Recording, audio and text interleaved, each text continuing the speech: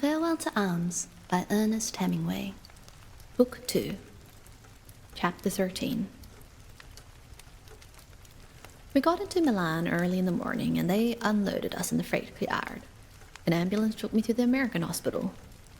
Riding in the ambulance on the stretcher, I could not tell what part of town we were passing through, but when they unloaded the stretcher, I saw a marketplace and an open wine shop with a girl sweeping out.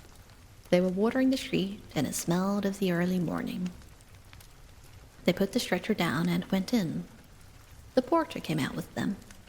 He had grey moustaches, wore a doorman's cap, and was in his shirt sleeves. The stretcher would not go into the elevator, and they discussed whether it was better to lift me off the stretcher and go up in the elevator, or carry the stretcher up the stairs.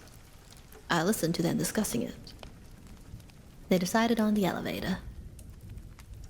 They lifted me from the stretcher. "Go easy," I said. "Take it softly." In the elevator we were crowded, and as my legs bent, the pain was very bad. "Straighten out the legs," I said. "We can't, Signor Tenente. There isn't any room." The man who said this had his arm around me, and my arm was around his neck. His breath came in my face, metallic with garlic and red wine. "Be gentle," the other man said. "Son of a bitch, who isn't gentle?" "Be gentle, I say," the man with my feet repeated. I saw the doors of the elevator close and the grill shut and the fourth floor pushed by the porter. The porter looked worried. The elevator rose slowly. "Heavy?" I asked the man with the garlic. "Nothing," he said. His face was sweating and he grunted. The elevator rose steadily and stopped. The man holding the feet opened the door and stepped out. We were on a balcony. There were several doors with brass knobs. The man carrying the feet pushed a button that rang a bell. We heard it inside the doors. No one came. Then the porter came up the stairs. "Where are they?" the stretcher bearers asked. "I don't know," said the porter. "They sleep downstairs." "Get somebody." The porter rang the bell and then knocked on the door. Then he opened the door and went in. When he came back, there was an elderly woman wearing glasses with him. Her hair was loose and half fallen, and she wore a nurse's dress. "I can't understand," she said. "I can't understand Italian." "I can speak English," I said. "They want to put me somewhere." "None of the rooms are ready. There isn't any patient expected." She tugged at her hair and looked at me nearsightedly. "Show them any room where they can put me." "I don't know," she said. "There's no patient expected. I couldn't put you in just any room." "Any room will do," I said. Then to the porter in Italian, "Find an empty room." "They're all empty," said the porter. "You are the first patient." He held his cap in his hand and looked at the elderly nurse. "For Christ's sweet sake, take me to some room." The pain had gone on and on with the legs bent, and I could feel it going in and out of the bone. The porter went in the door, followed by the grey-haired woman, then came hurrying back. "Follow me," he said.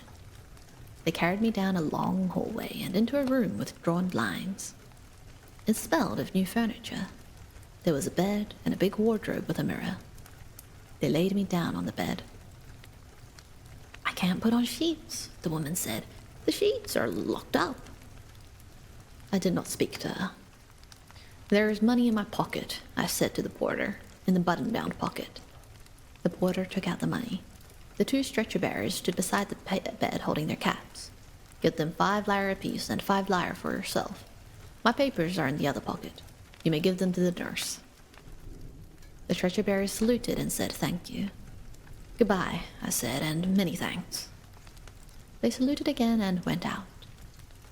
"Those papers," I said to the nurse, "describe my case and the treatment already given." The woman picked them up and looked at them through her glasses. There were 3 papers and they were folded. "I don't know what to do," she said. "I can't read Italian. I can't do anything without the doctor's orders." She commenced to cry and put the papers in her apron pocket. Are you an American? She asked, crying. Yes. Please put the papers on the table by the bed. It was dim and cool in the room. As I lay on the bed, I could see the big mirror on the other side of the room, but could not see what it reflected. The porter stood by the bed. He had a nice face and was very kind. You can go, I said to him. You can go too, I said to the nurse. What is your name? Mrs. Walker. You can go, Mrs. Walker. I think I'll go to sleep. I was alone in the room. It was cool and did not smell like a hospital. The mattress was firm and comfortable, and I lay without moving, hardly breathing, happy and feeling the pain lessen. After a while, I wanted a drink of water and found the bell on a cord by the bed and rang it, but nobody came. I went to sleep. When I woke, I looked around. There was sunlight coming in through the shutters. I saw the ʟɪᴏᴏᴏ, the bare walls, and 2 chairs. My legs and the dirty bandages stuck straight out in the bed. I was careful not to move them. I was thirsty, and I reached for the bell and pushed the button. Heard the door open and looked, and it was a nurse.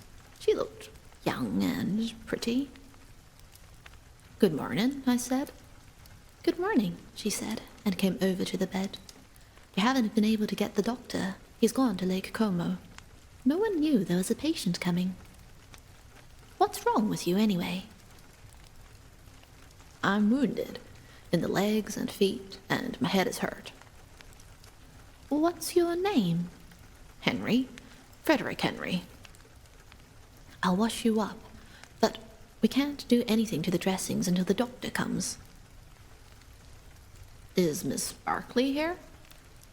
No, there's no one by that name here.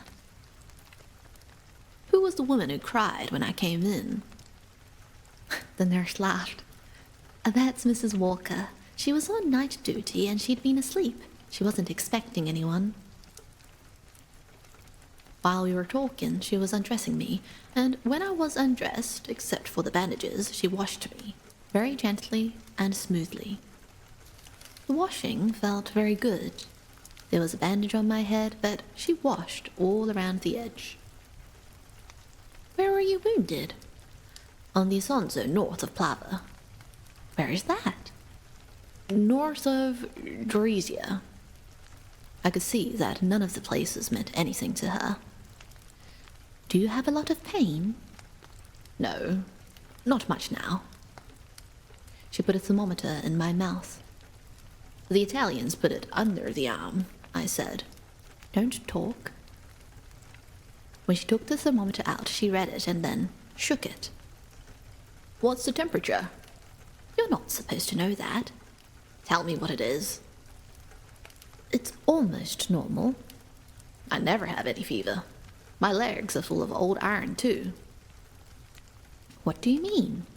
They're full of French mortar fragments, old screws and bed springs and things. She shook her head and smiled. If you had any foreign bodies in your legs, they would set up an inflammation and you'd have a fever. All right, I said. We'll see what comes out. She went out of the room and came back with the old nurse of the early morning.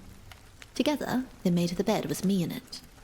That was new to me and an admirable proceeding. Who's in charge here? Miss Van Campen. How many nurses are there? Just us 2. Won't there be more? Some more are coming. When will they get here? I don't know. You ask a great many questions for a sick boy. I'm not sick, I said. I'm wounded. They had finished making the bed, and I lay with a clean, smooth sheet under me and another sheet over me. Mrs. Walker went out and came back with a pajama jacket. They put that on me, and I felt very clean and dressed. You're awfully nice to me, I said. The nurse, called Mrs. Gage, giggled. Could I have a drink of water? I asked. Certainly. Then you can have breakfast. I don't want breakfast. Can I have the shutters opened, please? The light had been dim in the room, and when the shutters were opened it was bright sunlight, and I looked out on a balcony and beyond were the tile roofs of houses and chimneys. I looked out over the tiled roofs and saw white clouds and the sky very blue. "Don't you know when the other nurses are coming?" "Why, don't we take good care of you?" "You're very nice." "Would you like to use the bedpan?" "I might try." They helped me and held me up, but it was not any use. Afterward I lay and looked out the open doors onto the balcony. "When does the doctor come?" "When he gets back. We've tried to telephone to Lake Como for him." "Aren't there any other doctors?" "He's a doctor for the hospital." Miss Gage brought a pitcher of water and a glass. I drank 3 glasses, and then they left me, and I looked out the window a while and went back to sleep. I ate some lunch, and in the afternoon, Miss Van Kampen, the superintendent, came to see me. She did not like me, and I did not like her. She was small and neatly suspicious and too good for her position. She asked many questions and seemed to think it was somewhat disgraceful that I was with the Italians. "Can I have wine with the meals?" I asked her. "Only if the doctor prescribes it." "I can't have it until he comes." "Absolutely not." "You plan on having him come eventually." "We've telephoned him at Lake Como." She went out, and Miss Gage came back. "Why were you rude to Miss Van Kampen?" she asked, after she had done something for me very skillfully. "I didn't mean to be, but she was snooty." "She said you were domineering and rude." "I wasn't. But what's the idea of a hospital without a doctor?" "He's coming. They've telephoned for him to Lake Como." "What does he do there? Swim?" "No, he has a clinic there." "Why don't they get another doctor?" "Hush, hush. Be a good boy and he'll come." I sent for the porter, and when he came, I told him in Italian to get me a bottle of Cinzano at the wine shop, a fiasco of Chianti, and the evening papers. He went away and brought them wrapped in newspaper, unwrapped them, and when I asked him to, drew the corks and put the wine and vermouth under the bed. They left me alone, and I lay in bed and read the papers a while, the news from the front, and the list of dead officers with their decorations, and then reached down and brought up the bottle of Cinzano and held it straight up on my stomach, the cool glass against my stomach, and took little drinks, making rings on my stomach from holding the bottle there between drinks, and watched it get dark outside of the roofs of the town. The swallows circled around, and I watched them and the nighthawks flying above the roofs, and drank the Cinzano. Miss Gage brought up a glass with some eggnog in it. I lowered the vermouth bottle to the other side of the bed when she came in. "Miss Van Kampen had some sherry put in this," she said. "You shouldn't be rude to her. She's not young, and this hospital is a big responsibility for her. Mrs. Walker's too old, and she's no use to her." "She's a splendid woman," I said. "Thank her very much." "I'm going to bring your supper right away." "That's all right," I said. "I'm not hungry." When she brought the tray and put it on the bed table, I thanked her and ate a little of the supper. Afterward it was dark outside, and I could see the beams of the searchlights moving in the sky. I watched for a while and then went to sleep. I slept heavily, except once I woke sweating and scared, and then went back to sleep, trying to stay outside of my dream. I woke for good long before it was light, and heard roosters crowing, and stayed on awake until it began to be light. I was tired, and once it was really light, I went back to sleep again. Chapter 14. There was bright sunlight in the room when I woke.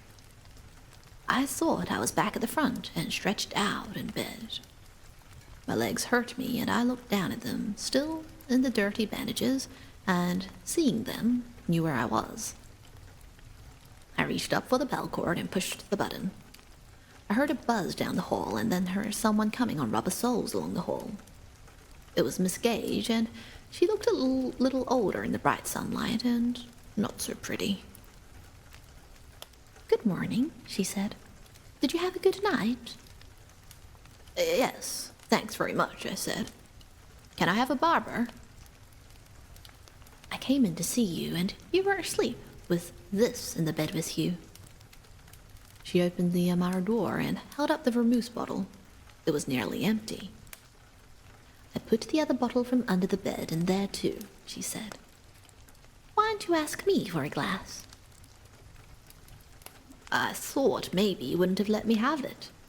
I'd have had some with you. You're a fine girl." "It isn't good for you to drink alone," she said. "You mustn't do it." "All right." "Your friend Miss Barclay's come," she said. "Really?"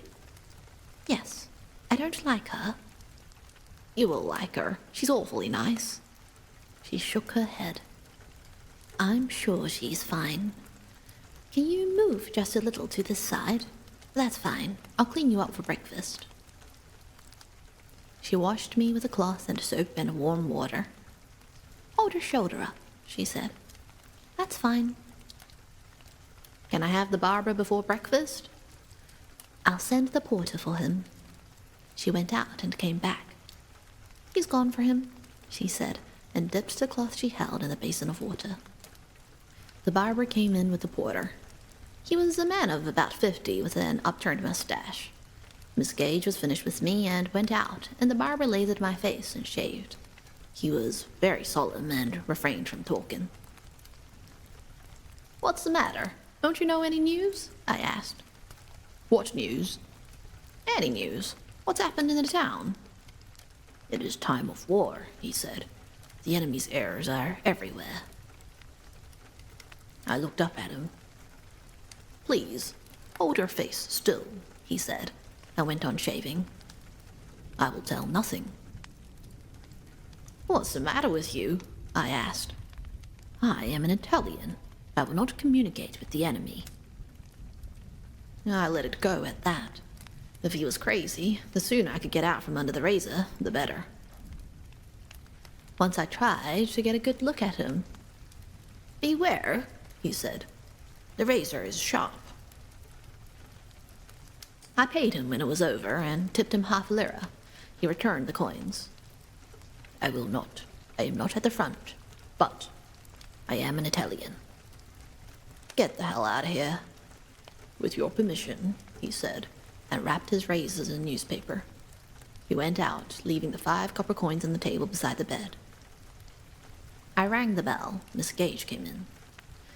"Would you ask the porter to come, please?" "All right." The porter came in. He was trying to keep from laughing. "Is that barber crazy?" "No, signorino, he made a mistake. He doesn't understand very well, and he thought I said you were an Austrian officer." "Oh," I said. The porter laughed. He was funny. "One move from you," he said, "and he would have—" He drew his forefinger across his throat. He tried to keep from laughing. "When I tell him you are not an Austrian," I said bitterly. How funny if he would cut my throat. "No, signorina, no. He was so frightened of an Austrian." I said, "Get out of here." He went out, and I heard him laughing in the hall. I heard someone come down the hallway. I looked toward the door. It was Catherine Barclay. She came in the room and over to the bed. "Hello, darling," she said. She looked fresh and young and very beautiful. I thought I had never seen anyone so beautiful. "Hello," I said. When I saw her, I was in love with her. Everything turned over inside of me. She looked toward the door and saw there was no one, and she sat on the side of the bed and leaned over and kissed me. I pulled her down and kissed her and felt her heart beating. "You sweet," I said. "Weren't you wonderful to come here?" "It wasn't very hard. It may be hard to stay." "You've got to stay," I said. "Oh, you're wonderful." I was crazy about her. I could not believe she was really there and held her tight to me. "You mustn't," she said. "You're not well enough." "Yes, I am. Come on." "No, you're not strong enough." "Yes, I am. Yes, please." "You do love me." "I really love you. I'm crazy about you. Come on, please." "Feel our hearts beating." "I don't care about our hearts. I want you. I'm just mad about you." "You really love me?" "Oh, don't keep on saying that. Come on, please. Please, Catherine." "All right, but only for a minute." "All right," I said. "Shut the door." "You can't. You shouldn't." "Come on, don't talk. Please. Come on." Catherine sat in a chair by the bed. The door was open into the hall. The wildness was gone, and I felt finer than I'd ever felt. She asked, "Now, do you believe I love you?" "Oh, you're lovely," I said. "You've got to stay. They can't send you away. I'm crazy in love with you." "We'll have to be awfully careful. That was just madness. We can't do that." "We can at night." "We'll have to be awfully careful. You'll have to be careful in front of other people."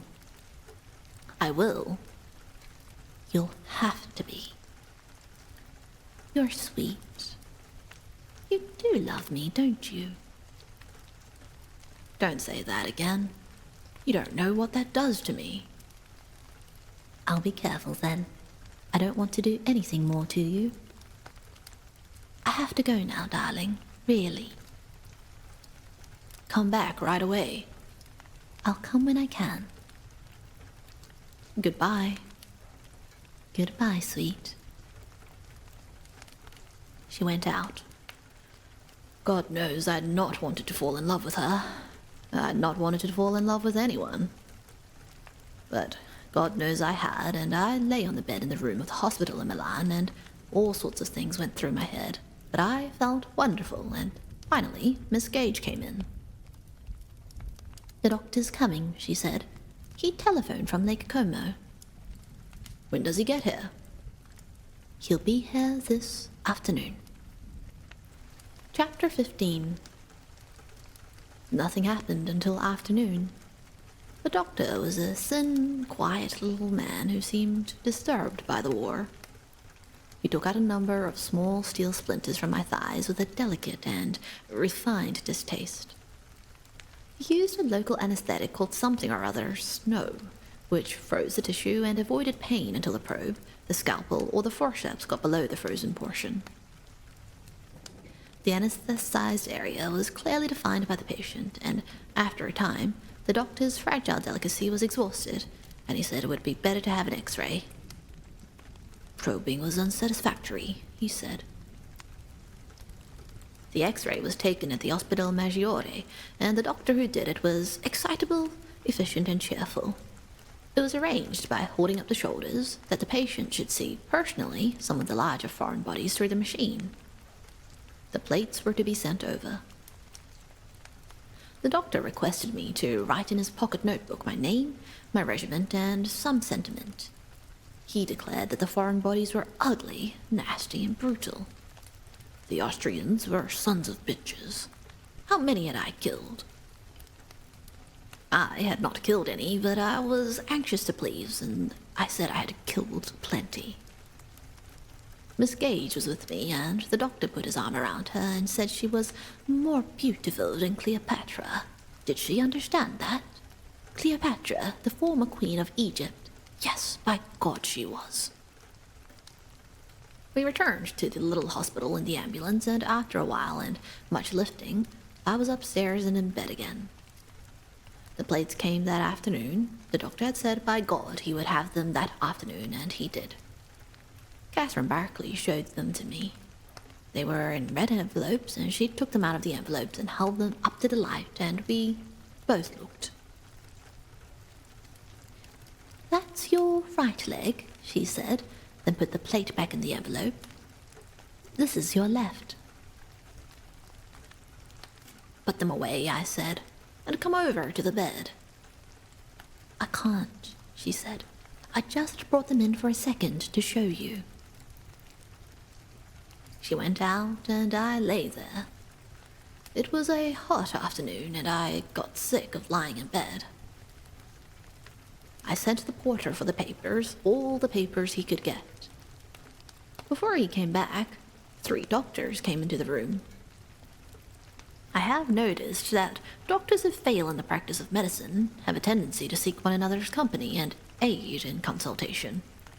A doctor who cannot take out your appendix properly will recommend you to a doctor who will be unable to remove your tonsils with success. These were 3 such doctors. "This is the young man," said the house doctor with the delicate hands. "How do you do?" said the tall, gaunt doctor with the beard. The 3rd doctor, who carried the X-ray plates in their red envelope, said nothing. "Remove the dressings?" questioned the bearded doctor. "Certainly. Remove the dressings, please, nurse," the house doctor said to Miss Gage. Miss Gage removed the dressings. I looked down at the legs. At the field hospital, they had the look of not too freshly ground hamburger steak.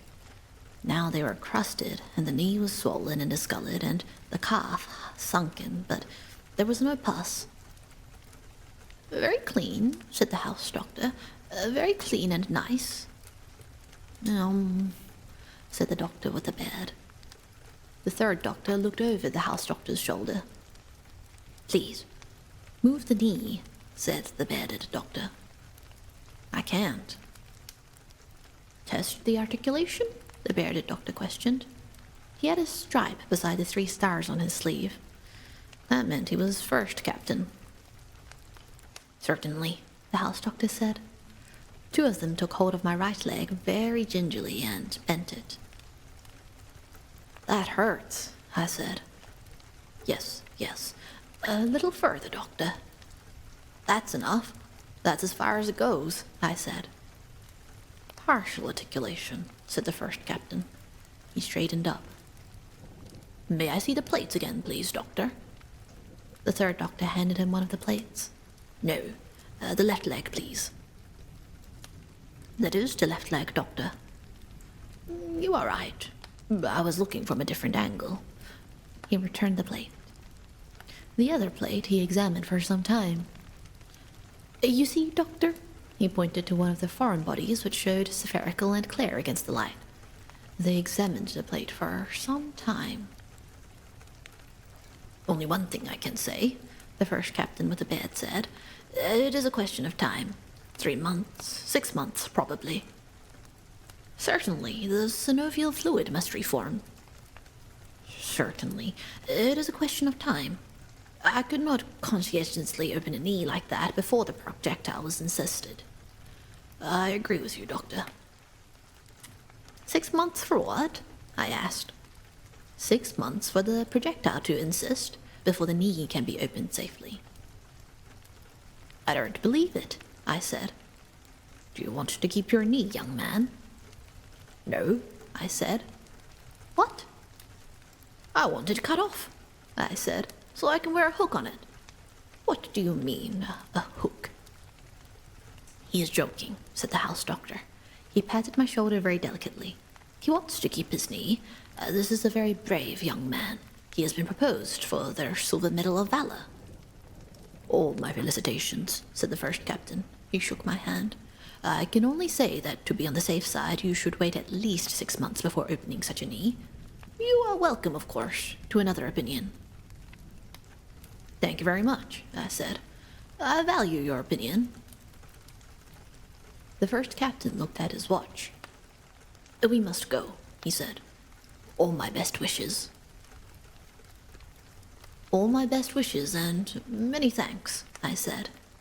I shook hands with the third doctor, Capitano Verini, Tenente Endri, and they, all three, went out of the room.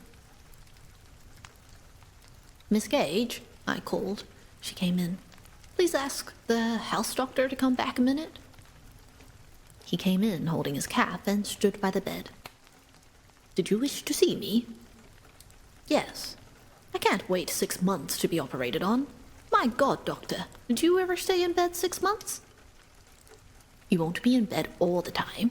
You must first have the wounds exposed to the sun. Then, afterward, you can be on crutches. For 6 months, and then have an operation? That is the safe way. The foreign bodies must be allowed to insist, and the synovial fluid will reform. Then it will be safe to open up the knee. Do you really think yourself I'll have to wait that long? That is the safe way. Who's that first captain? He's a very excellent surgeon of Milan. He's a first captain, isn't he? Yes, but he's an excellent surgeon. I don't want my leg fooled with by a first captain. If he was any good, he would be made a major. I know what a first captain is, doctor. He is an excellent surgeon, and I would rather have his judgment than any surgeon I know. Could another surgeon see it? Certainly, if you wish. But I would take Dr. Varela's opinion myself. Could you ask another surgeon to come and see it? I will ask Valentini to come. Who is he? He is a surgeon of the Ospedale Maggiore. Good. I appreciate it very much. You understand, doctor, I couldn't stay in bed 6 months. You would not be in bed. You would first take a sun cure. Then you could have light exercise. Then when it was insisted, we could operate. But I can't wait 6 months. The doctor spread his delicate fingers on his cap he held and smiled. You are in such a hurry to get back to the front. Why not? It is very beautiful, he said. You are a noble young man. He stooped over and kissed me very delicately on the forehead. I will send for Valentini. Do not worry and excite yourself. Be a good boy. Will you have a drink? I asked. Oh, no, thank you. I never drink alcohol. Just have one. I rang for the porter to bring glasses. No, thank you. They're waiting for me. Goodbye, I said. Goodbye. 2 hours later, Dr. Valentini came into the room. He was in a great hurry, and the points of his mustache stood straight up. He was a major, his face was tanned, and he laughed all the time. How did you do it, this rotten thing? He asked. Let me see the plates. Yes, that's it. You look healthy as a goat. Who's the pretty girl? Is she your girl? I thought so. Isn't this a bloody war? How does that feel? You are a fine boy. I'll make you better than you. Does that hurt? You bet it hurts. How they love to hurt you, these doctors. What have they done for you so far? Can't that girl talk Italian? She should learn. What a lovely girl. I could teach her. I'll be a patient here myself. No, but I will do all your maternity work for free. Does she understand that? She will make you a fine boy. A fine blonde like she is. That's fine. That's all right. What a lovely girl. Ask her if she eats supper with me. No, I won't take her away from you. Thank you. Thank you very much, miss. That's all. That's all I want to know. He patted me on the shoulder. Leave the dressings off. Will you have a drink, Dr. Valentini? A drink? Certainly. I will have 10 drinks. Where are they? In the armoire. Miss Barclay will get the bottle. Cheerio. A cheerio to you, miss. What a lovely girl. I will bring you better cognac than that. He wiped his mustache. When do you think you can be operated on? Tomorrow morning. Not before. Your stomach must be emptied. You must be washed out. I'll see the old lady downstairs and leave instructions. Goodbye.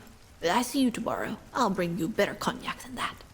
You are very comfortable here. Goodbye. Until tomorrow. Get a good sleep, I'll see you early. He waved from the doorway, his mustaches went straight up, his brown face was smiling. There was a star in a box on his sleeve, because he was a major. Chapter 16. That night, a bat flew into the room through the open door that led onto the balcony, and through which we watched the night over the roofs of the town. It was dark in our room, except for the small light of the night over the town, and the bat was not frightened, but hunted in the room, as though he had been outside. We lay and watched him, and I do not think he saw us because we lay so still. After he went out, we saw a searchlight come on and watched the beam move across the sky, and then go off, and it was dark again. A breeze came in the night, and we heard the men of the anti-aircraft gun on the next roof talking. It was cool, and they were putting on their capes. I worried in the night about someone coming up, but Catherine said they were all asleep. Once in the night, we went to sleep, and when I woke, she was not there, but I heard her coming along the hall, and the door opened, and she came back to the bed and said it was all right. She had been downstairs, and they were all asleep. She had been outside Miss Van Kampen's door and heard her breathing in her sleep. She brought crackers, and we ate them, and drank some vermouth. We were very hungry, but she said that would all have to be gotten out of me in the morning. I went to sleep again in the morning when it was light, and when I was awake, I found she was gone again. She came in looking fresh and lovely, and sat on the bed, and the sun rose while I had the thermometer in my mouth, and we smelled the dew on the roofs, and then the coffee of the men at the gun on the next roof. I wish we could go for a walk, Catherine said. I'd wheel you if we had a chair. How would I get into the chair? We'd do it. We could go out to the park and have breakfast outdoors. I looked out the open doorway. What we'll really do, she said, is get you ready for your friend, Dr. Valentini. I thought he was grand. I didn't like him as much as you did, but I imagine he's very good. Come back to bed, Catherine. Please, I said. I can't. Didn't we have a lovely night? And can you be on night duty tonight? I probably will, but you won't want me. Yes, I will. No, you won't. You've never been operated on. You don't know how you'll be. I'll be all right. You'll be sick, and I won't be anything to you. Come back then, now. No, she said. I'd have to do the charge, darling, and fix you up. You don't really love me, or you'd come back again. You're such a silly boy. She kissed me. That's all right for the chart. Your temperature's always normal. You've such a lovely temperature. You've got a lovely everything. Oh, no. You have the lovely temperature. I'm awfully proud of your temperature. Maybe all our children will have fine temperatures. Our children will probably have beastly temperatures. What do you have to get me to do to get ready for Valentini? Not much, but quite unpleasant. I wish you didn't have to do it. I don't. I don't want anyone else to touch you. I'm silly. I get furious if they touch you. Even Ferguson? Especially Ferguson, and Gage, and the other. What's her name? Walker? That's it. They've too many nurses here now. There must be some more patients, or they'll send us away. They have 4 nurses now. Perhaps there'll be some. They need that many nurses. It's quite a big hospital. I hope some will come. What would I do if they sent me away? They will, unless there are more patients. I'd go too. Don't be silly. You can't go yet. But get well quickly, darling, and we will go somewhere. And then what? Maybe the war will be over. It can't always go on. I'll get well, I said. Valentini will fix me. You should, with those mustaches. And, darling, when you're going under that ether, just think about something else, not us. Because people get very blabby under an anesthetic. What should I think about? Anything. Anything but us. Think about your people, or even any other girl. No. Say your prayers, then. That ought to create a splendid impression. Maybe I won't talk. That's true. Often people don't talk. I won't talk. Don't brag, darling. Please don't brag. You're so sweet, and you don't have to brag. I won't talk a word. Now you're bragging, darling. You know you don't need to brag. Just start your prayers or poetry or something when they tell you to breathe deeply. You'll be lovely that way, and I'll be so proud of you. I'm very proud of you anyway. You have such a lovely temperature, and you sleep like a little boy with your arm around the pillow and think it's me. Or is it some other girl? Some fine Italian girl? It's you. Of course it's me. Oh, I do love you, and a Valentini will make you a fine leg. I'm glad I don't have to watch it. And you'll be on night duty tonight. Yes, but you won't care. You wait and see. There, darling, now you're all clean, inside and out. Tell me, how many people have you ever loved? Nobody. Not me, even. Oh, yes, you. How many others, really? None. How many have you, how do you say it, stayed with? None. You're lying to me. Yes. It's all right. Keep right on lying to me. That's what I want you to do. Were they pretty? I never stayed with anyone. That's right. Were they very attractive? I don't know anything about it. You're just mine. That's true, and you've never belonged to anyone else.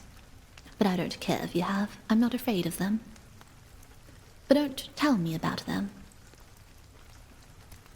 When a man stays with a girl, does she say how much it costs? I don't know. Of course not. Does she say she loves him? Tell me that. I want to know that. Yes, if he wants her to. Does he say he loves her? Tell me, please. It's important. He does if he wants to. Tell me, please. It's important. He does if he wants to. But you never did. Really? No. Not really. Tell me the truth? No, I lied. You wouldn't, she said. I knew you wouldn't. Oh, I love you, darling. Outside, the sun was up over the roofs, and I could see the points of the cathedral with the sunlight on them. I was clean inside and outside and waiting for the doctor. And that's it, Catherine said. She says just what he wants her to. Not always. But I will. I'll say just what you wish, and I'll do what you wish. And then you will never want any other girls, will you? She looked at me very happily. I'll do what you want and say what you want, and then I'll be a great success, won't I? Yes. What would you like me to do now that you're all ready? Come to bed again. All right, I'll come. Oh, darling, darling, darling, I said. You see, she said. I'll do anything you want. You're so lovely. I'm afraid I'm not very good at it yet. You're lovely. I want what you want. There isn't any me anymore. Just what you want. You sweet. I'm good. Aren't I good? You don't want any other girls, do you? No. You see, I'm good. I do what you want. Chapter 17. When I was awake after the operation, I had not been away. You do not go away, they only choke you. It is not like dying, it is just a chemical choking, so you do not feel, and afterward you might as well have been drunk, except that when you throw up, nothing comes up but bile, and you do not feel better afterward. I saw sandbags at the end of the bed. They were on pipes that came out of the cast. After a while, I saw Miss Gage, and she said, "How is it now?" "Better," I said. "He did a wonderful job on your knee." "How long did it take?" 2 hours and a half. "Did I say anything silly?" "Not a thing. Don't talk. Just be quiet." I was sick, and Catherine was right. It did not make any difference who was on night duty. There were 3 other patients in the hospital now. The thin boy in the Red Cross from Georgia with malaria, a nice boy, also thin, from New York, with malaria and jaundice, and a fine boy who had tried to unscrew the fuse cap from a combination shrapnel and high-explosive shell for a souvenir. This was a shrapnel shell used by the Austrians in the mountains, with a nose cap which went on after the burst and exploded on contact. Catherine Barclay was greatly liked by the nurses because she would do night duty indefinitely. She had quite a little work with the malaria people. The boy who had unscrewed a nose cap was a friend of ours and never rang at night, unless it was necessary. But between the times of working, we were together. I loved her very much, and she loved me. I slept in the daytime, and we wrote notes during the day when we were awake, and sent them by Ferguson. Ferguson was a fine girl. I never learned anything about her except that she had a brother in the 52nd Division and a brother in Mesopotamia, and she was very good to Catherine Barclay. "Will you come to our wedding, Fergie?" I said to her once. "You'll never get married." "We will." "No, you won't." "Why not?" "You'll fight before you'll marry." "We never fight." "You've time yet." "We don't fight." "You'll fight then. Fight or die. That's what people do. They don't marry." I reached for her hand. "Don't take hold of me," she said. "I'm not crying. Maybe you'll be all right, you two. But watch out you don't get her in trouble. You get her in trouble and I'll kill you." "I won't get her in trouble." "Well, watch out then. I hope you'll be all right. You have a good time." "We have a fine time." "Don't fight then, and don't get her into trouble." "I won't." "Mind you, watch out. I don't want her with any of these war babies." "You're a fine girl, Fergie." "I'm not. Don't try to flatter me." "How does your leg feel?" "Fine." "How's your head?" She touched the top of it with her fingers. It was sensitive, like a foot that had gone to sleep. "It's never bothered me." "A bump like that could make you crazy. It never bothers you?" "No." "You're a lucky young man. Have you the letter down? I'm going down." "It's here," I said. "You ought to ask her not to do night duty for a while. She's getting very tired." "All right, I will." I wanted to do it, but she won't let me. The others are glad to let her have it. You might give her just a little rest. "All right." Miss Van Campen spoke about you sleeping all the forenoons. "She would." "It would be better if you let her stay off nights a little while." "I want her to." "You do not. But if you would make her, I'd respect you for it." I'll make her. I don't believe it. She took the note and went out. I rang the bell, and in a little while Miss Gage came in. What's the matter? I just wanted to talk to you.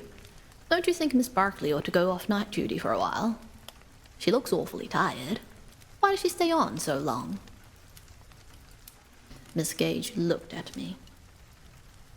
I'm a friend of yours, she said. You don't have to talk to me like that. What do you mean? Don't be silly. Was that all you wanted? You want a vermouth? All right, and then I have to go. She got out the bottle from the armoire and brought a glass. You take the glass, I said. I'll drink out of the bottle. Here's to you, said Miss Gage. What did Van Kampen say about me sleeping late in the mornings? She just jawed about it. She calls you our privileged patient. To hell with her. She isn't mean, Miss Gage said. She's just old and cranky. She never liked you. No? Well, I do. And I'm your friend. Don't forget that. You're awfully damned nice. No. I know who you think is nice. But I am your friend. How does your leg feel? Fine. I'll bring some cold mineral water to pour over it. It must itch under the cast. It's hot outside. You're awful nice. Does it itch much? No, it's fine. I'll fix those sandbags better. She leaned over. I'm your friend. I know you are. No, you don't. But you will, someday. Catherine Barkley took 3 nights off night duty, and then she came back on again. It was as though we met again after each of us had been away on a long journey. Chapter 18. We had a lovely time that summer. When I could go out, we rode in a carriage in the park. I remember the carriage, the horse going slowly, and up ahead, the back of the driver with his varnished high hat, and Catherine Barkley sitting next to me. If we let our hands touch, just the side of my hand touching hers, we were excited.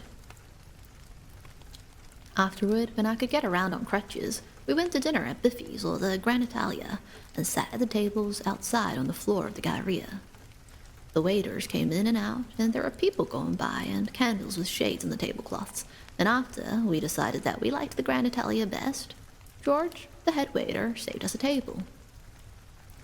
He was a fine waiter, and we let him order the meal while we looked at the people, and the great Galleria in the dusk, and each other. We drank dry white Capri iced in a bucket, although we tried many of the other wines, Freezer, Barbara, and the sweet white wines. We had no wine waiter because of the war, and George would smile ashamedly when I asked about wines like Freezer. If you imagine a country that makes a wine because it tastes like strawberries, he said. Why shouldn't it? Catherine asked. It sounds splendid. You try it, lady, said George, if you want to, but let me bring a little bottle of Margot for the tenente. I'll try it too, George. Sir, I can't recommend you to. It doesn't even taste like strawberries. It might, said Catherine. It would be wonderful if it did. I'll bring it, said George, and when the lady is satisfied, I'll take it away. It was not much of a wine. As he said, it did not even taste like strawberries. We went back to the Capri. One evening I was short of money, and George loaned me 100 lire. That's all right, tenente, he said. I know how it is. I know how a man gets short. If you or the lady need money, I've always got money. After dinner, we walked through the Galleria, past the other restaurants and the shops with their steel shutters down, and stopped at the little place where they sold sandwiches. Ham and lettuce sandwiches and anchovy sandwiches made of very tiny brown glazed rolls and only about as long as your finger. They were to eat in the night when we were hungry. Then we got into an open carriage outside the Galleria in front of the cathedral and rode to the hospital. At At the door of the hospital, the porter came out to help with the crutches. I paid the driver, and then we rode upstairs in the elevator. Catherine got off at the lower floor where the nurses lived, and I went on up and went down the hall on crutches to my room. Sometimes I undressed and got into bed, and sometimes I sat out on the balcony with my leg up on another chair and watched the swallows over the roofs and waited for Catherine.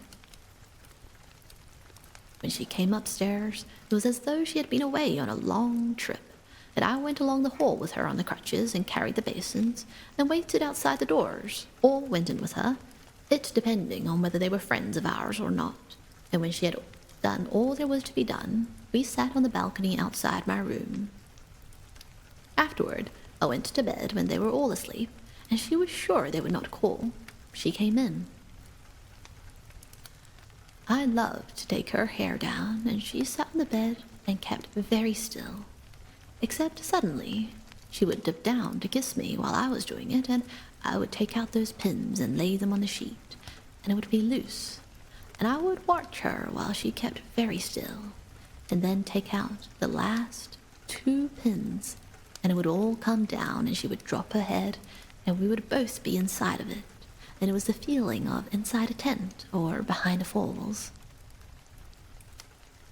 She had wonderfully beautiful hair, and I would lie sometimes and watch her twisting it up in the light that came in the open door, and it shone even in the night, as water shines sometimes just before it is really daylight.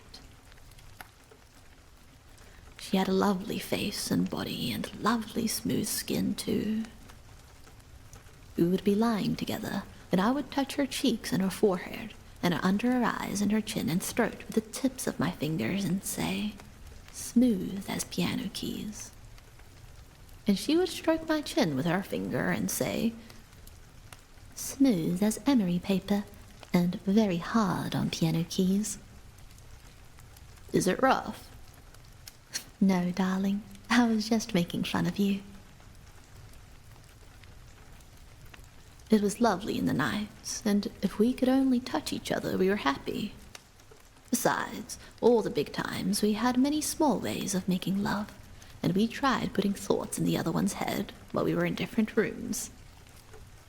It seemed to work sometimes, but that was probably because we were thinking the same thing anyway. We said to each other that we were married the first day she had come to the hospital, and we counted months from our wedding day. I wanted to be really married, but Catherine said that if we were, they would send her away, and if we merely started on the formalities, they would watch her and would break us up. We would have to be married under Italian law, and the formalities were terrific. I wanted us to be married, really, because I worried about having a child if I thought about it, but we pretended to ourselves we were married and did not worry much, and I suppose I enjoyed not being married, really. I know one night we talked about it, and Catherine said, "But, darling, they'd send me away." Maybe they wouldn't. They would. They'd send me home, and then we would be apart until after the war. I'd come on leave. You couldn't get to Scotland and back on a leave. Besides, I won't leave you. What good would it do to marry now? We're really married. I couldn't be any more married. I only want it to for you. There isn't any me. I'm you. Don't make up a separate me. I thought girls always wanted to be married. They do, but darling, I am married. I'm married to you.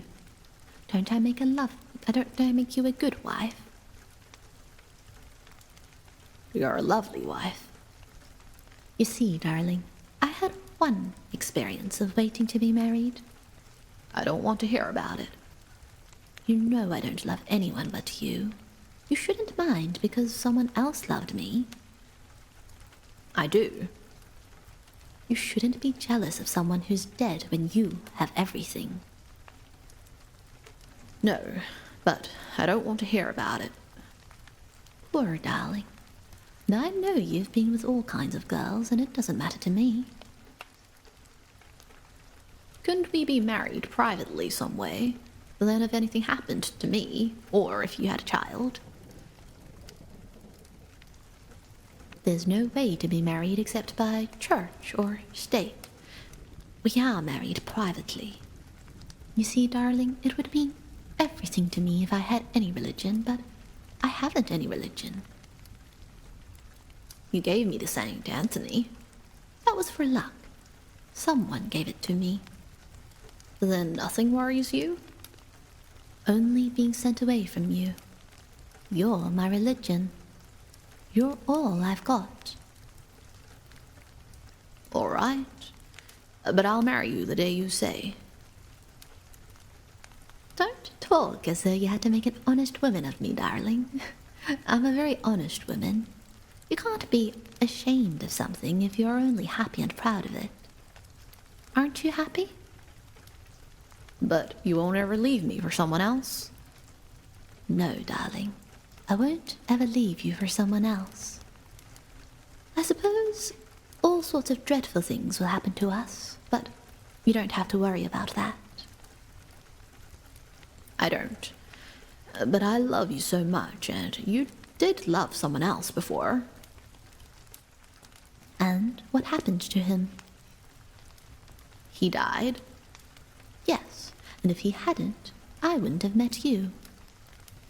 I'm not unfaithful, darling. I've plenty of faults, but I'm very faithful.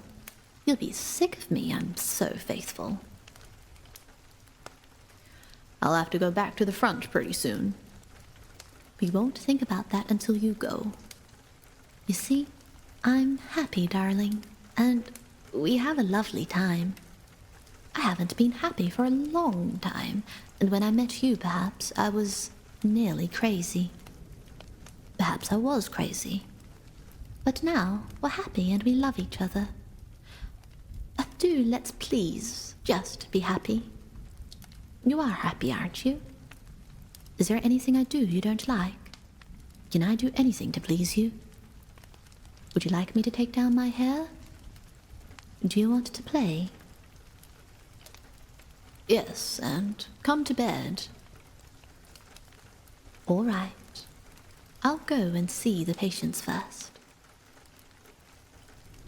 Chapter 19. The summer went that way.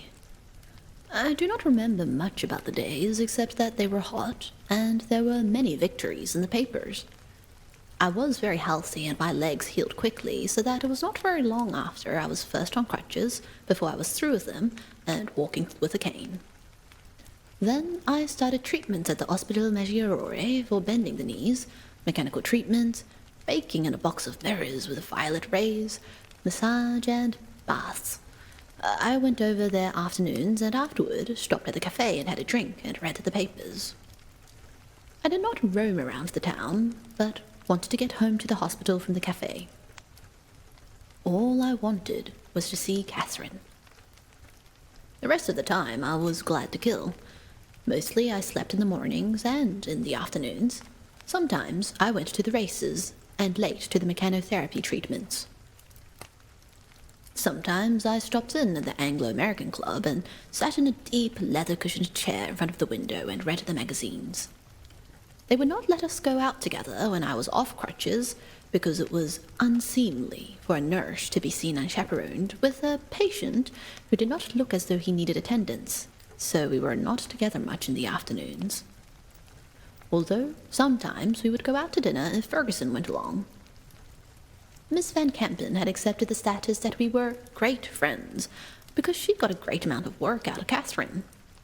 She thought Catherine came from very good people, and that prejudiced her in her favour, finally.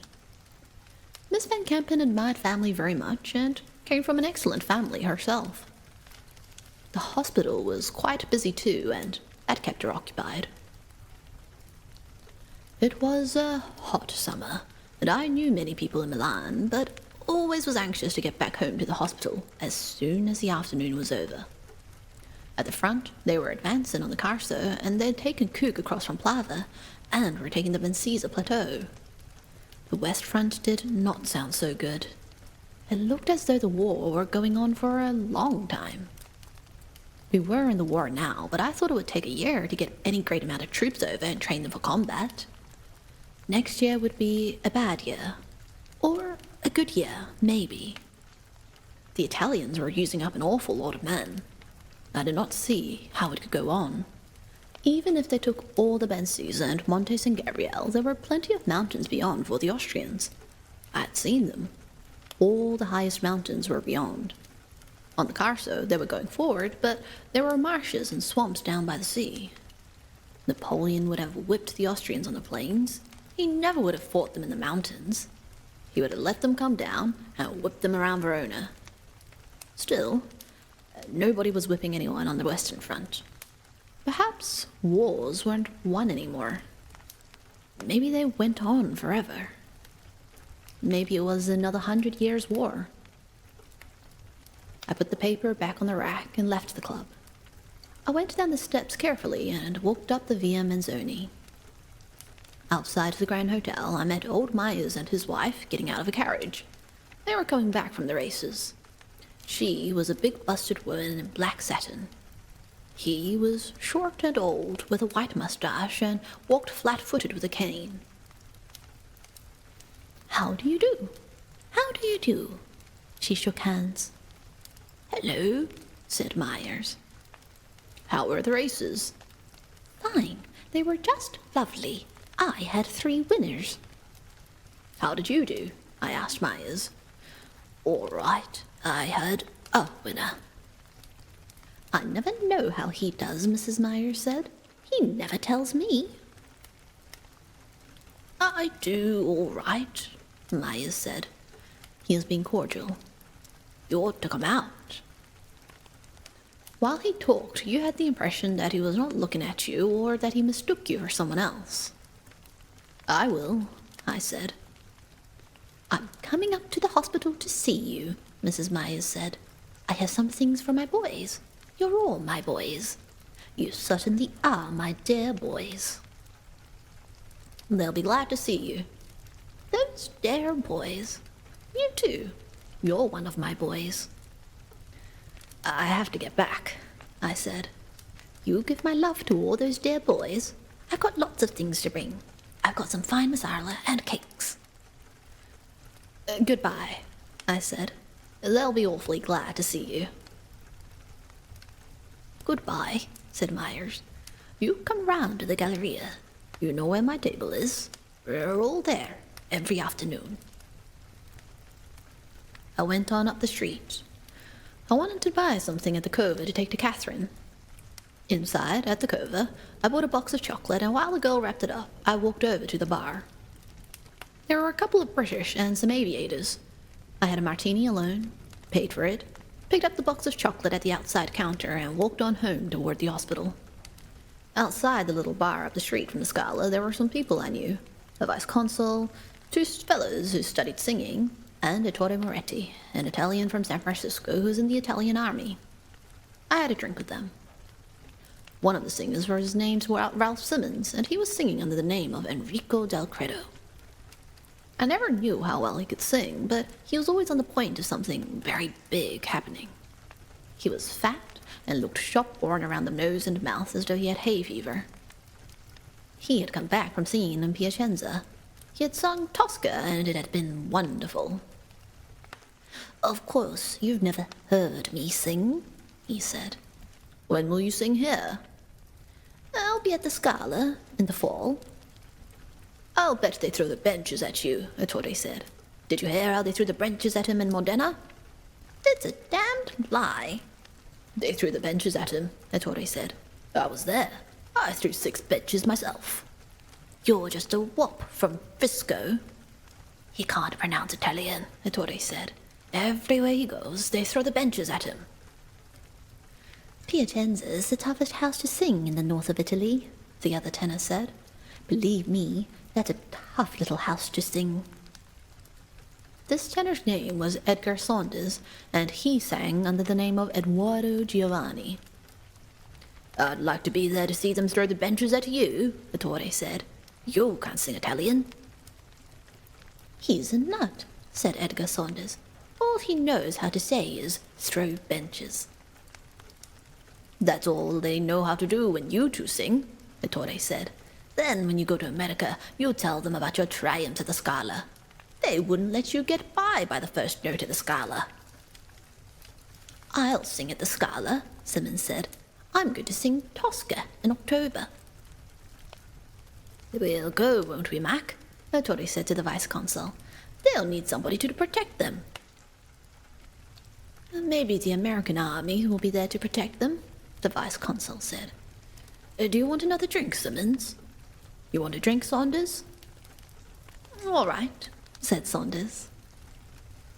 I hear you're going to get the silver medal, ʟɪᴏᴏ said to me. What kind of citation are you going to get? I don't know. I don't know I'm going to get it. You're going to get it. Oh boy, the girls at the Cova will think you're fine then. They'll all think you killed 200 Austrians or captured a whole trench by yourself. Believe me, I got to work for my decorations. How many have you got, ʟɪᴏᴏ?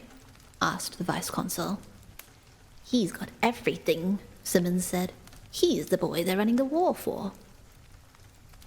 I've got the bronze twice and 3 silver medals, said ʟɪᴏᴏ. But the papers on only one have come through. What's the matter with the others? Asked Simmons. The action wasn't successful, said ʟɪᴏᴏ. When the action isn't successful, they hold up all the medals. How many times have you been wounded, ʟɪᴏᴏ? 3 times bad. I got 3 wound stripes, see? He pulled his sleeve around. The stripes were parallel silver lines on a black background sewed to the cloth of the sleeve about 8 inches below the shoulder. You got one too, ʟɪᴏᴏ said to me. Believe me, they're fine to have. I'd rather have them than medals. Believe me, boy, when you get 3, you've got something.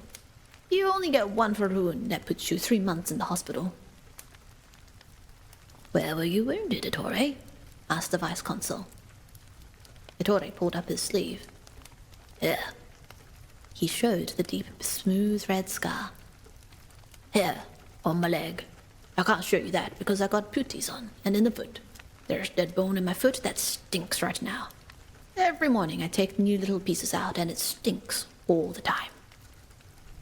What hit you? Asked Simmons. A hand grenade. One of those potato mashers. It just blew the whole side of my foot off. You know those potato mashers? He turned to me. Sure. I saw the son of a bitch throw it, ʟɪᴏᴏ said. It knocked me down, and I thought I was dead all right. But those damn potato mashers haven't got anything in them. I shot the son of a bitch with my rifle. I always carry a rifle, so they can't tell I'm an officer. How did he look? Asked Simmons. That was the only one he had, ʟɪᴏᴏ said. I don't know why he threw it. I guess he always wanted to throw one. He never saw any real fighting, probably. I shot the son of a bitch all right. How did he look when you shot him? Simmons asked. Hell, how should I know? Said ʟɪᴏᴏ. I shot him in the belly. I was afraid I'd miss him if I shot him in the head. How long have you been an officer, ʟɪᴏᴏ? I asked. 2 years. I'm going to be a captain. How long have you been a lieutenant? Going on 3 years. You can't be a captain because you don't know the Italian language well enough, ʟɪᴏᴏ said. You can talk, but you can't read and write well enough. You got to have an education to be a captain. Why don't you go in the American army? Maybe I will. I wish to God I could. Oh boy. How much does a captain get, Mac? I don't know exactly. Around $250, I think. Jesus Christ. What I could do with $250. You better get in the American army quick, Fred. See if you can't get me in. All right. I can command a company in Italian. I can learn it in English. Easy. You'd be a general, said Simmons. No, I don't know enough to be a general. A general's got to know a hell of a lot. You guys think there ain't anything to war. You ain't got brains enough to be a second-class corporal. Thank God I don't have to be, Simmons said. Maybe you will if they round up all you slackers. Oh boy, I'd like to have you two in my platoon. Mac too. I'd make you my orderly, Mac.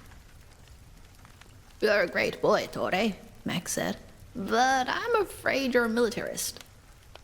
I'll be a colonel before the war's over, Vittori said. If they don't kill you.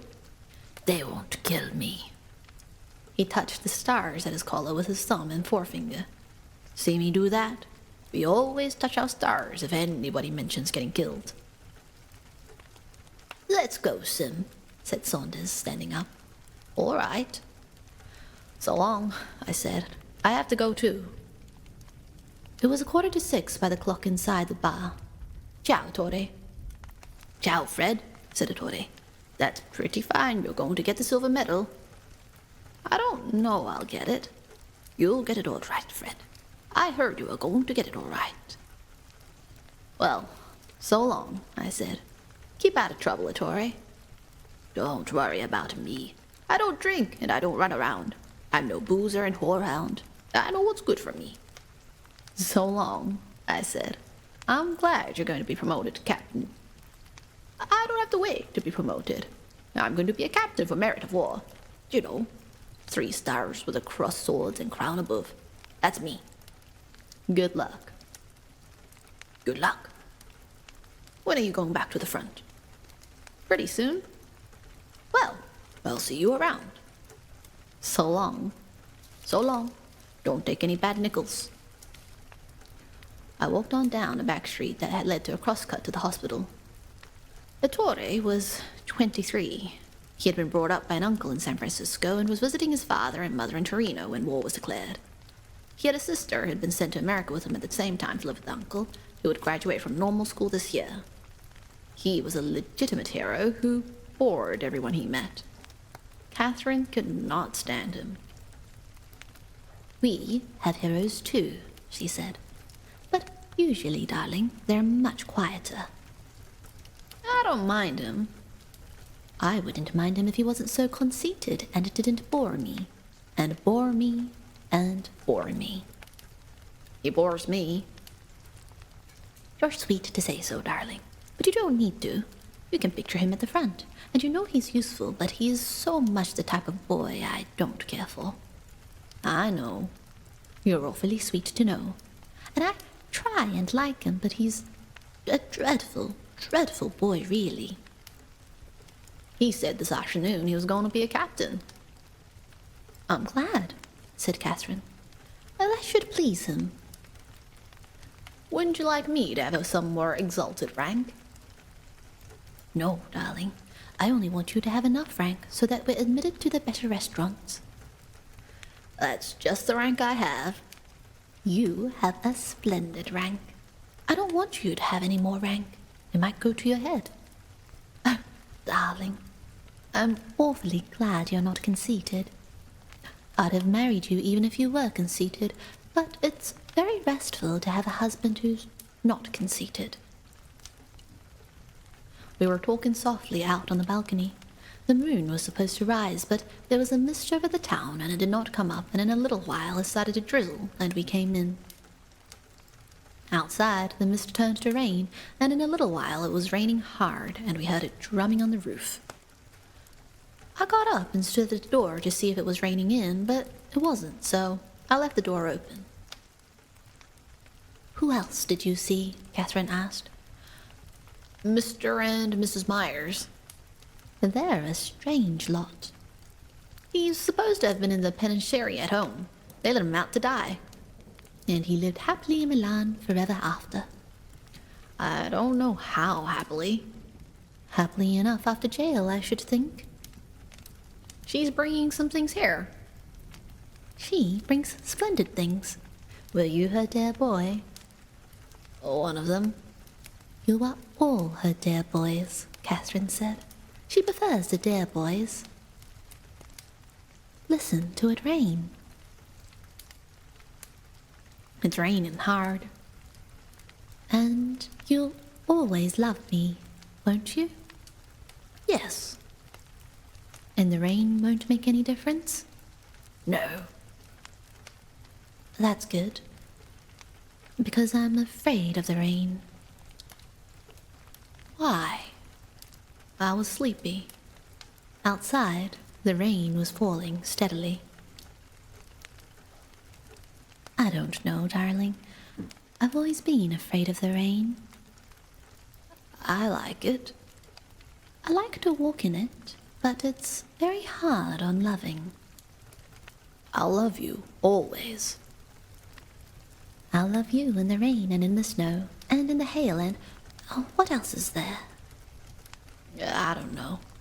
I guess I'm sleepy. Go to sleep, darling, and I'll love you no matter how it is.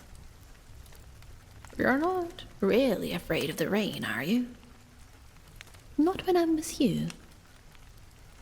Why are you afraid of it? I don't know. Tell me. Don't make me. Tell me. No. Tell me. All right. I'm afraid of the rain because sometimes I see me dead in it. No. And sometimes I see you dead in it. That's more likely. No, it's not, darling, because I can keep you safe. I know I can. But nobody can help themselves. Please stop it. I don't want you to get Scotch and crazy tonight. We won't be together much longer. No, but I am Scotch and crazy, but I'll stop it.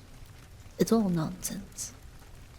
Yes, it's all nonsense. It's all nonsense. It's only nonsense.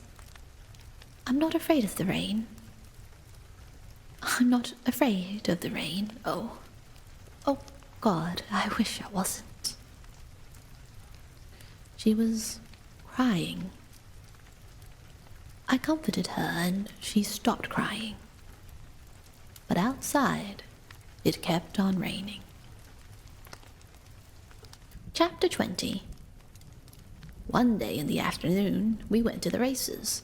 Ferguson went too, and Crowell Rogers, the boy who had been wounded in the eyes by the explosion of the shell nose cap. The girls dressed to go after lunch, while Crowell and I sat on the bed in his room and read the past performances of the horses and the predictions in the racing paper. Crowell's head was bandaged, and he did not care much about these races, but read the racing paper constantly and kept track of all the horses for something to do. He said the horses were a terrible lot, but they were all the horses we had. Old Myers liked him and gave him tips. Myers won nearly every race, but disliked to give tips because it brought down the prices. The racing was very crooked. Men who had been ruled off the turf everywhere else were racing in Italy. Myers' information was good, but I hated to ask him because sometimes he did not answer, and always you could see it hurt him to tell you. But he felt obligated to tell us for some reason, and he hated less to tell Crowell. Crowell's eyes had been hurt. One was hurt badly, and Myers had trouble with his eyes, and so he liked Crowell. Myers never told his wife what horses he was playing, and she won or lost. Mostly lost, and talked all the time. We four drove out to San Siro in an open carriage. It was a lovely day, and we drove out through the park and out through the tramway and out of town where the road was dusty. There were villas with iron fences and big, overgrown gardens and ditches with water flowing and green vegetable gardens with dust in the leaves. We could look across the plain and see farmhouses and the rich green farms with their irrigation ditches and the mountains to the north. There were many carriages going into the racetrack, and the men at the gate let us in without cards because we were in uniform. We left the carriage, bought programs, and walked across the infield, and then across the smooth, thick turf of the course to the paddock. The grandstands were old and made of wood, and the betting booths were under the stands and in a row out near the stables. There was a crowd of soldiers along the fence in the infield. The paddock was fairly well filled with people, and they were walking the horses round the ring in the trees behind the grandstand. We saw people we knew, and got chairs for Ferguson and Catherine, and watched the horses.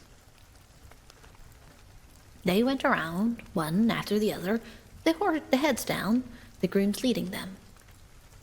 One horse, a purplish black, Crowell swore was dyed that color. We watched him, and it seemed possible.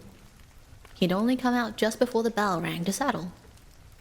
We looked him up in the program from the number on the groom's arm, and it was listed a black gelding named ʟᴏᴏᴏ.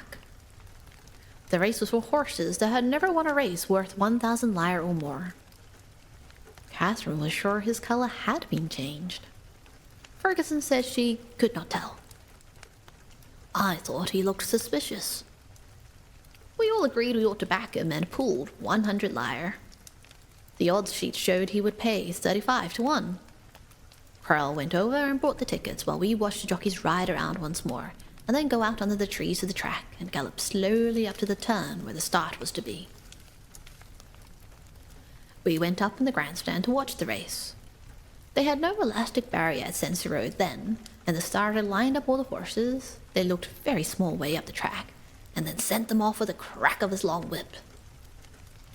They came past us with the black horse well in front, and on the turn he was running away from the others.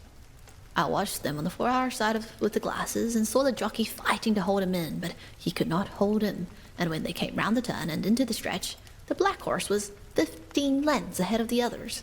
He went way on up and around the turn after the finish. "Isn't it wonderful?" Catherine said. "We'll have over 3,000 lyre. He must be a splendid horse." "I hope his colour doesn't run," Crowell said, "before they pay off." "He was really a lovely horse," Catherine said. "I wonder if Mr. Myers backed him." "Did you have the winner?" I called to Myers. He nodded. "I didn't," Mrs. Myers said. "Who did you children bet on?" ʟᴏᴏᴏ. "Really? He's 35 to 1. We liked his colour." "I didn't. I thought he looked seedy. They told me not to back him." "He won't pay much," Myers said. "He's marked 35 to 1 in the quotes," I said. "He won't pay much." "At the last minute," Myers said. "They put a lot of money on him." "Who?" "Kempton and the boys. You'll see. He won't pay 2 to 1. "Then we won't get 3,000 lyre," Catherine said. "I don't like this crooked racing." "We'll get 200 lyre." "That's nothing. That doesn't do us any good. I thought we were going to get 3,000. "It's crooked and disgusting," Ferguson said. "Of course," said Catherine. "If it hadn't been crooked, we'd never have backed him at all. But I would have liked the 3,000 lyre." "Let's go down and get a drink and see what they pay," Crowell said. We went out to where they posted the numbers, and the bell rang to pay off, and they put up 1850 after ʟᴏᴏᴏ to win. That meant he paid less than even money on a 10 lyre bet. We went to the bar under the grandstand and had a whiskey and soda apiece. We ran into a couple of Italians we knew and McAdams, the vice-consul, and they came up with us when we joined the girls. The Italians were full of manners, and McAdams talked to Catherine while we went down to bed again. Mr. Myers was standing near the pari mutual. "Ask him what he played," I said to Crowell. "What are you on, Mr. Myers?" Crowell asked. Myers took out his program and pointed to the number 5 with his pencil. "Do you mind if we play him too?" Crowell asked. Go ahead. But don't tell my wife I gave it to you." "Will you have a drink?" I asked. "No, thanks. I never drink." We put 100 lyre on number 5 to win, and 100 to place, and then had another whiskey and soda apiece. I was feeling very good, and we picked up a couple more Italians who each had a drink with us and went back to the girls. These Italians were also very mannered and matched manners with the 2 we had collected before. In a little while, no one could sit down. I gave the tickets to Catherine. "What horse is it?" "I don't know. Mr. Myers' choice." "Don't you even know the name?" "No, you can find it on the program. Number 5, I think." "You have touching faith," she said. The number 5 won, but did not pay anything. Mr. Myers was angry. You have to put up 200 lyre to make 20, he said. 12 lyre for 10. It's not worth it. My wife lost 20 lyre.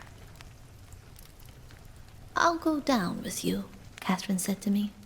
The Italians all stood up. We went downstairs and out to the paddock. Do you like this? Catherine asked. Yes, I guess I do. It's all right, I suppose, she said. But darling, I can't stand to see so many people. Oh, we don't see many. No, but those Myers and the man from the bank with his wife and daughters. He cashes my side drafts, I said. Yes, but someone else would if he didn't. Those last 4 boys were awful. We can stay out here and watch the race from the fence. That will be lovely. And darling, let's back a horse we've never even heard of and that Mr. Myers won't be backing. All right. We backed a horse named Light for Me that finished 4th in a field of 5. We leaned on the fence and watched the horses go by, the hoofs thudding as they went past, and saw the mountains off in the distance and Milan beyond the trees and the fields. I feel so much cleaner, Catherine said. The horses were coming back through the gate, wet and sweating, the jockeys quieting them and riding up to dismount under the trees. Wouldn't you like a drink? We could have one out here and see the horses. I'll get 'em, I said. The boy will bring them, Catherine said. She put her hand up and the boy came out from the pagoda beside the stables. We sat down at a round iron table. Don't you like it better when we're alone? Yes, I said. I felt very lonely when they were all there. It's grand here, I said. Yes, it's really a pretty course. It's nice. Don't let me spoil your fun, darling. I'll go back whenever you want. No, I said. We'll stay here and have our drink. Then we'll go down and stand at the water jump for the steeplechase. You're awfully good to me, she said. After we'd been alone a while, we were glad to see the others again. We had a good time. Chapter 21. In September, the first cool nights came. Then the days were cool, and the leaves on the trees in the park began to turn color, and we knew the summer was gone. The fighting at the front went very badly, and they could not take St. Gabriel.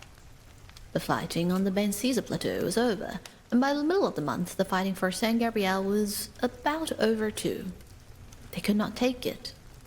The Torre was gone back to the front, the horses were gone to Rome, and there were no more racing. Crowell had gone to Rome too, to be sent back to America. There were riots twice in the town against the war, and bad rioting in Turin. A British major at the club told me the Italians had lost 150,000 men on the ʟɪᴏᴏ plateau and on St. Gabriel. He said they had lost 40,000 on the Carso besides. We had a drink and he talked. He said the fighting was over for the air down here and that the Italians had bitten off more than they could chew. He said the offensive in Flanders was going to go bad. If they killed men as they did this fall, the Allies would be cooked in another year. He said we were all cooked, but we were all right as long as we did not know it. We were all cooked. The thing was not to recognize it. The last country to realize they were cooked would win the war. We had another drink. Was I on somebody's staff? No. He was. It was all balls. We were alone in the club, sitting back in one of the big leather sofas. His boots were smoothly polished dull leather. They were beautiful boots. He said it was all balls. They thought only in divisions and manpower. They all squabbled about divisions and only killed him when they got him. They were all cooked. The Germans won the victories. By God, they were soldiers. The old Hun was a soldier, but they were cooked too. We were all cooked. I asked about Russia. He said they were cooked already. I'd soon see they were cooked. Then the Austrians were cooked too. Have they got some Hun divisions they could do it? Did he think they would attack this fall? Well, of course they would. The Italians were cooked. Everybody knew they were cooked. The old Hun would come down through the Trentino and cut the railway to Vicenza, and then where would the Italians be? They tried that in 16, I said. Not with Germans.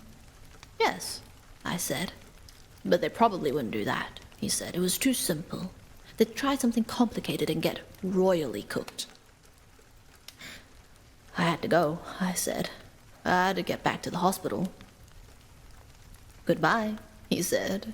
Then cheerily, every sort of luck. There was a great contrast between his world pessimism and personal cheeriness. I stopped at a barber shop and was shaved and went home to the hospital. My leg was as well as it would get for a long time. I'd been up for examination 3 days before. There were still some treatments to take before my course at the Ospedale Maggiore was finished, and I walked along the side street, practicing not limping. An old man was cutting silhouettes under an arcade. I stopped to watch him. 2 girls were posing, and he cut their silhouettes together, snipping very fast and looking at them, his head on one side. The girls were giggling. He showed me the silhouettes before he pasted them on white paper and handed them to the girls. "They're beautiful," he said. "Albertutinente." The girls went away looking at their silhouettes and laughing. They were nice-looking girls. One of them worked in the wine shop across from the hospital. "All right," I said. "Take your cap off." "No, put it on." "It will not be so beautiful," the old man said. "But," he brightened, "it will be more military." He snipped away at the black paper, then separated the 2 thicknesses and pasted the profiles on a card and handed them to me. "How much?" "That's all right," he waved his hand. "I just made them, for you." "Please," I bore out some coppers.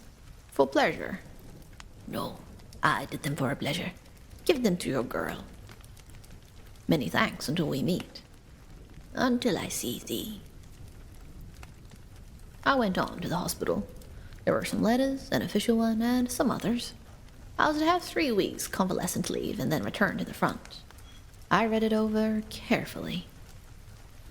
Well, that was that. The convalescent leave started October 4th when my course was finished. 3 weeks was 21 days. That made October 25th. I told them I would not be in and went to the restaurant a little way up the street from the hospital for supper and read my letters and the Corriere della Sera at the table. There was a letter from my grandfather containing family news, patriotic encouragement, a draft for $200, and a few clippings. A dull letter from the priest at our mess. A letter from a man I knew who was flying with the French and had gotten in with a wild gang and was telling about it. And a note from Rinaldi asking me how long I was going to skulk in Milano and what was all the news. He wanted me to bring him phonograph records and enclosed a list. I drank a small bottle of Chianti with the meal, had a coffee afterward with a glass of cognac, finished the paper, put my letters in my pocket, left the paper on the table with a tip and went out.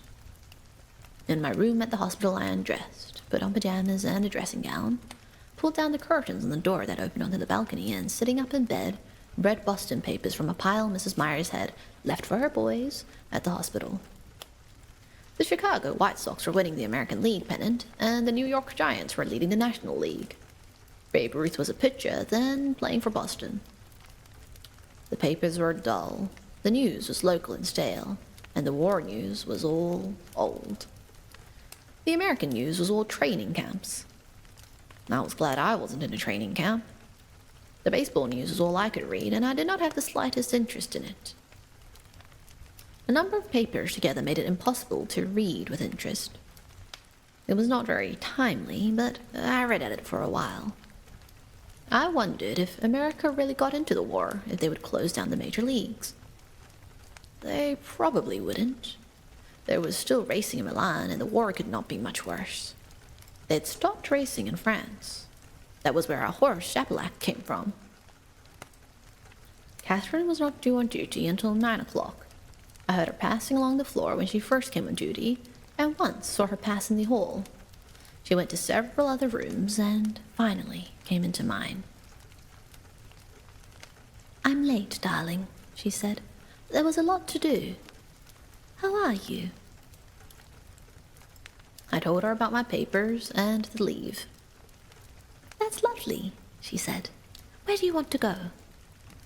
"Nowhere. I want to stay here." "That's silly. You pick a place to go and I'll come too."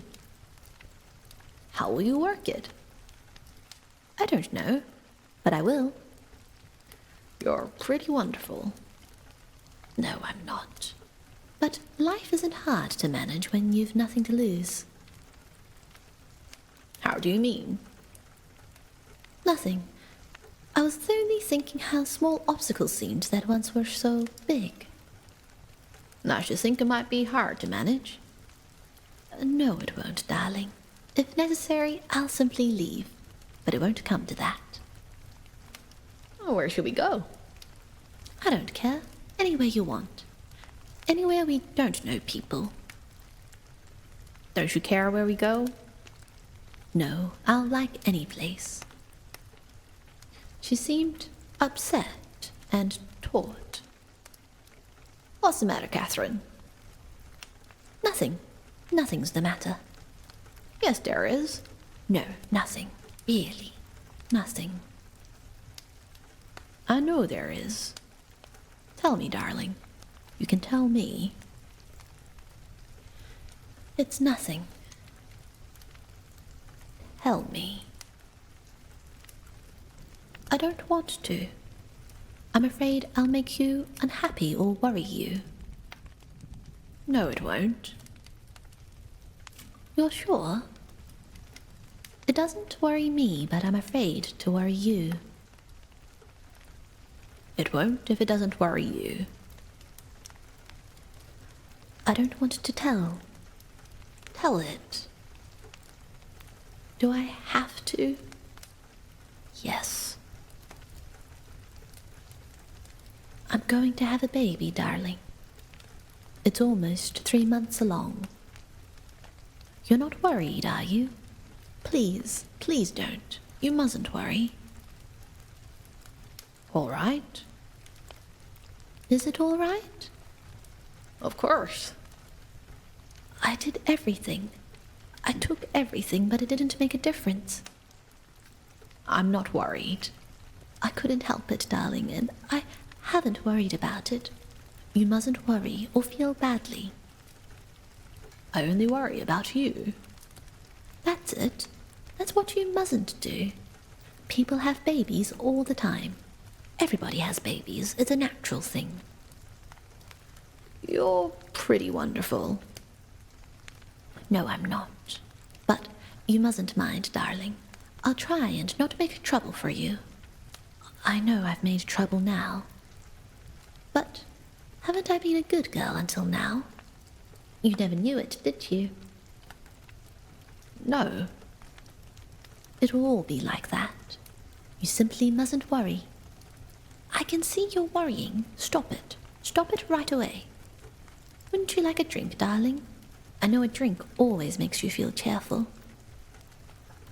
"No, I feel cheerful, and you're pretty wonderful." "No, I'm not. But I'll fix everything to be together if you've got a place for us to go to. It ought to be lovely in October. We'll have a lovely time, darling, and I'll write to you every day while you're at the front." "Where'll you be?" "I don't know yet, but somewhere splendid. I'll look after all that." We were quiet a while and did not talk. Catherine was sitting on the bed and I was looking at her, but we did not touch each other. We were apart as when someone comes into a room and people are self-conscious. She put out her hand and took mine. "You aren't angry, are you, darling?" "No." "And you don't feel trapped?" Maybe a little, but not by you. I didn't mean by me. You mustn't be stupid. I meant trapped at all. You always feel trapped biologically. She went away a long way without stirring or removing her hand. Always isn't a pretty word. I'm sorry. It's all right. But you see, I've never had a baby and I've never even loved anyone. And I've tried to be the way you wanted, and then you talk about always. I could cut off my tongue, I offered. Oh, darling. She came back from wherever she had been. You mustn't mind me. We were both together again, and the self-consciousness was gone. We really are the same one, and we mustn't misunderstand on purpose. We won't. But people do. They love each other, and they misunderstand on purpose. And they fight, and then suddenly they aren't the same one. We won't fight. We mustn't, because there's only us two, and in the world there's all the rest of them. If anything comes between us, we're gone, and then they have us. They won't get us, I said, because you're too brave. Nothing ever happens to the brave. They die, of course. But only once. I don't know. Who said that? The coward dies 1,000 deaths. The brave, but one. Of course. Who said it? I don't know. He was probably a coward, she said. He knew a great deal about cowards, but nothing about the brave. The brave dies perhaps 2,000 deaths if he's intelligent. He simply doesn't mention them.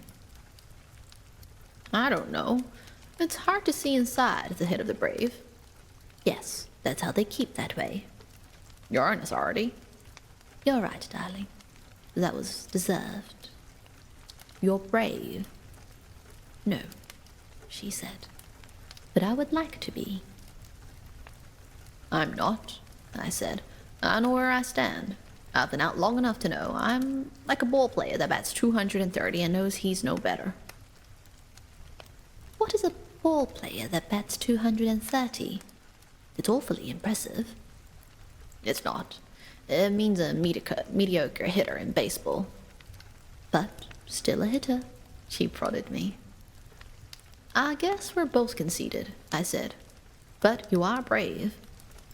No, but I hope to be. We're both brave, I said, and I'm very brave when I've had a drink. We're splendid people, Catherine said. She went over to the armoire and bought me the cognac and a glass. Have a drink, darling, she said. You've been awfully good. I don't really want one. Take one. All right. I poured the water glass a third full of cognac and drank it off. That was very big, she said. I know brandy is for heroes, but you shouldn't exaggerate. Where'll we live after the war? In an old people's home, probably, she said. For 3 years I looked forward very childishly to the war ending at Christmas. But now I look forward till when our son will be a lieutenant commander. Maybe he'll be a general. If it's in 100 years' war, he'll have time to try both of the services. Don't you want to drink? No.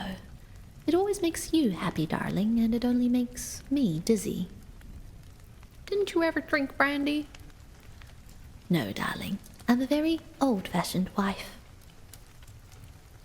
I reached down to the floor for the bottle and poured another drink. I'd better go to have a look at your compatriots, Catherine said. Perhaps you'll read the papers until I come back. Do you have to go? Now or later. All right, now. I'll come back later. I'll have finished the papers, I said. Chapter 22. It turned cold that night, and the next day it was raining. Coming home from the hospital Maggiore, it rained very hard, and I was wet when I came in. Up in my room, the rain was coming down heavily outside on the balcony, and the wind blew against the glass doors.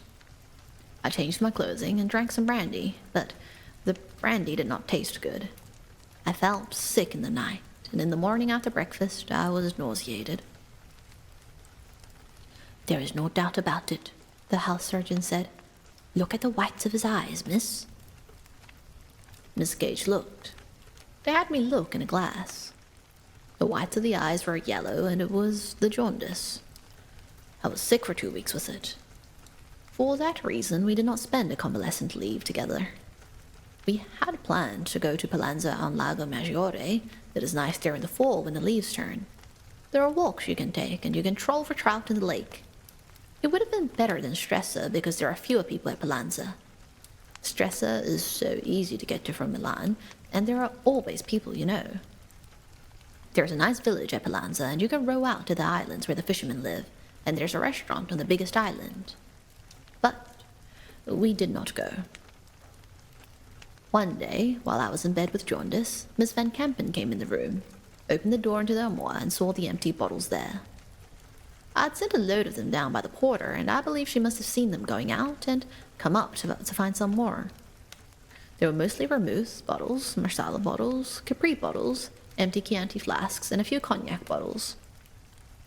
The porter had carried out the large bottles, those that had held the vermouths, and the straw-covered Chianti flasks, and left the brandy bottles for the last. It was the brandy bottles in a bottle shaped like a bear which had held kümmel that Miss Van Campen found. The bear-shaped bottle enraged her particularly. She held it up. The bear was sitting up on his haunches with his paws up. There was a cork in his glass head, and a few sticky crystals at the bottom. I laughed. "It was kümmel," I said. "The best kümmel comes in those bear-shaped bottles. It comes from Russia."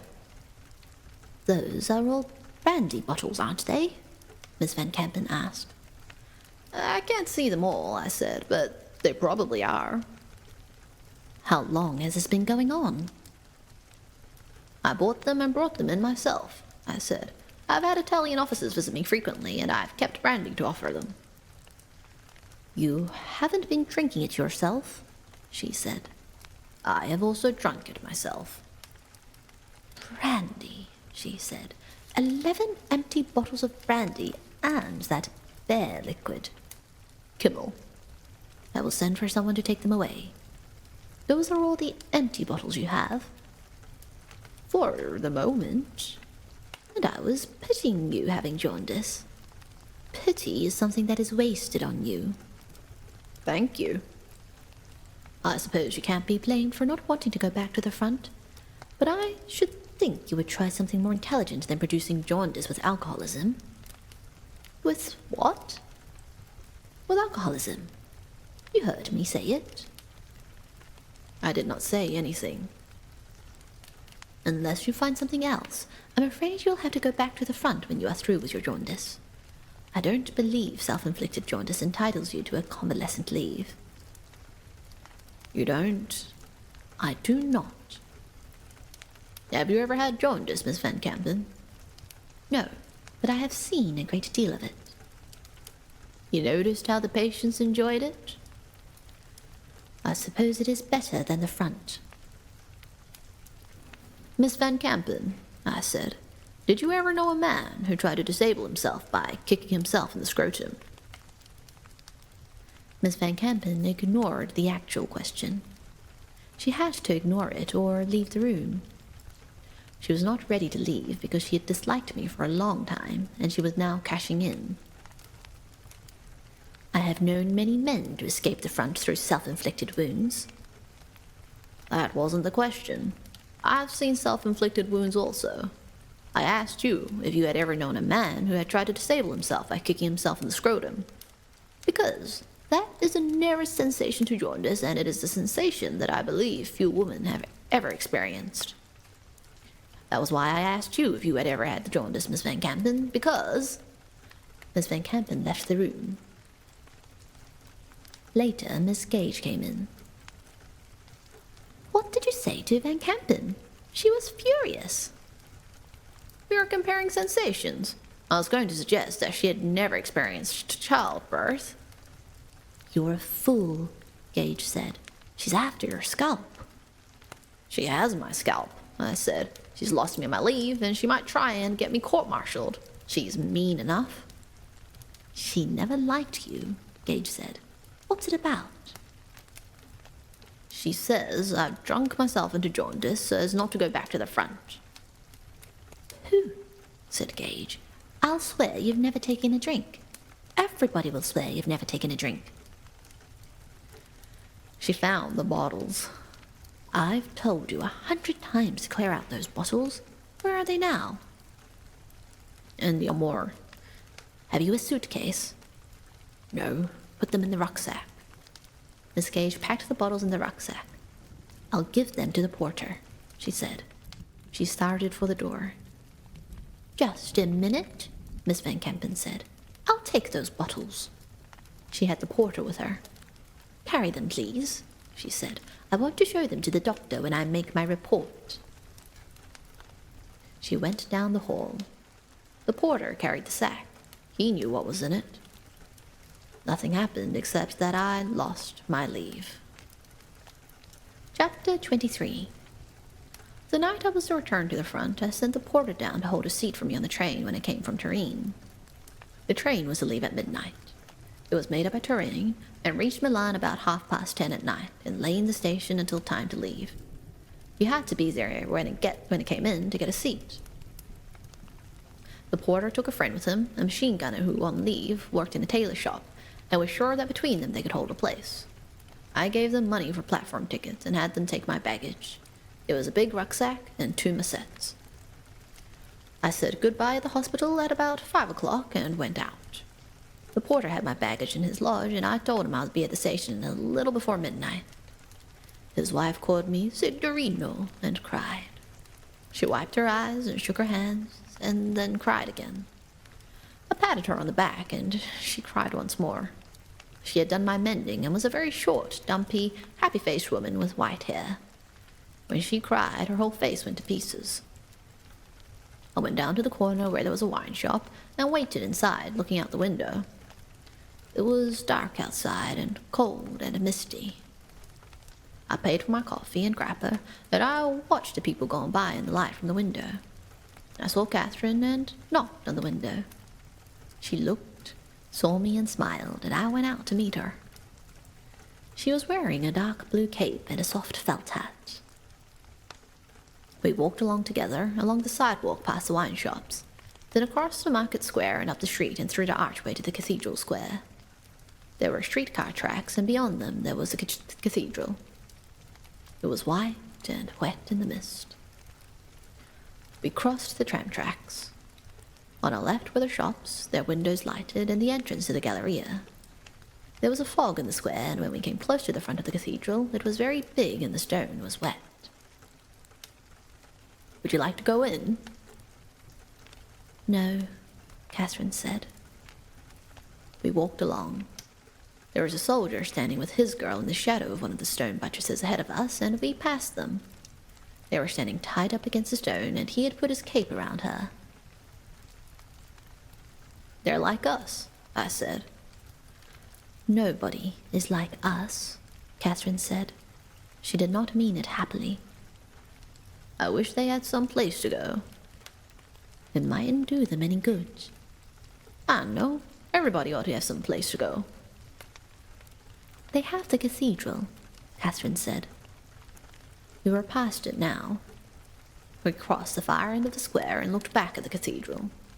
It was fine in the mist. We were standing in front of the leather goods shop. There were riding boots, a rucksack, and ski boots at the window. Each article was set apart as an exhibit, the rucksack in the center, with riding boots on one side and the ski boots on the other. The leather was dark and oiled smooth as a used saddle. The electric light made high lights in the dull oiled leather. We'll ski sometime. In 2 months, there will be skiing at Marin, Catherine said. Let's go there. All right, she said. We went on past other windows and turned down a side street. I've never been this way. This is the way I go to the hospital, I said. It was a narrow street, and we kept on the right-hand side. There were many people passing in the fog. There were shops, and all the windows were lighted. We looked in a window at a pile of cheeses. I stopped in front of an armorer's shop. Come in a minute. I have to buy a gun. What sort of gun? A pistol. We went in, and I unbuttoned my belt and laid it on the empty holster on the counter. 2 women were behind the counter. The woman brought out several pistols. It must fit this, I said, opening the holster. It was a grey leather holster, and I had bought it second-hand to wear in the town. Have they good pistols? Catherine asked. They're all about the same. Can I try this one? I asked the woman. I have no place now to shoot, she said, but it is very good. You will not make a mistake with it.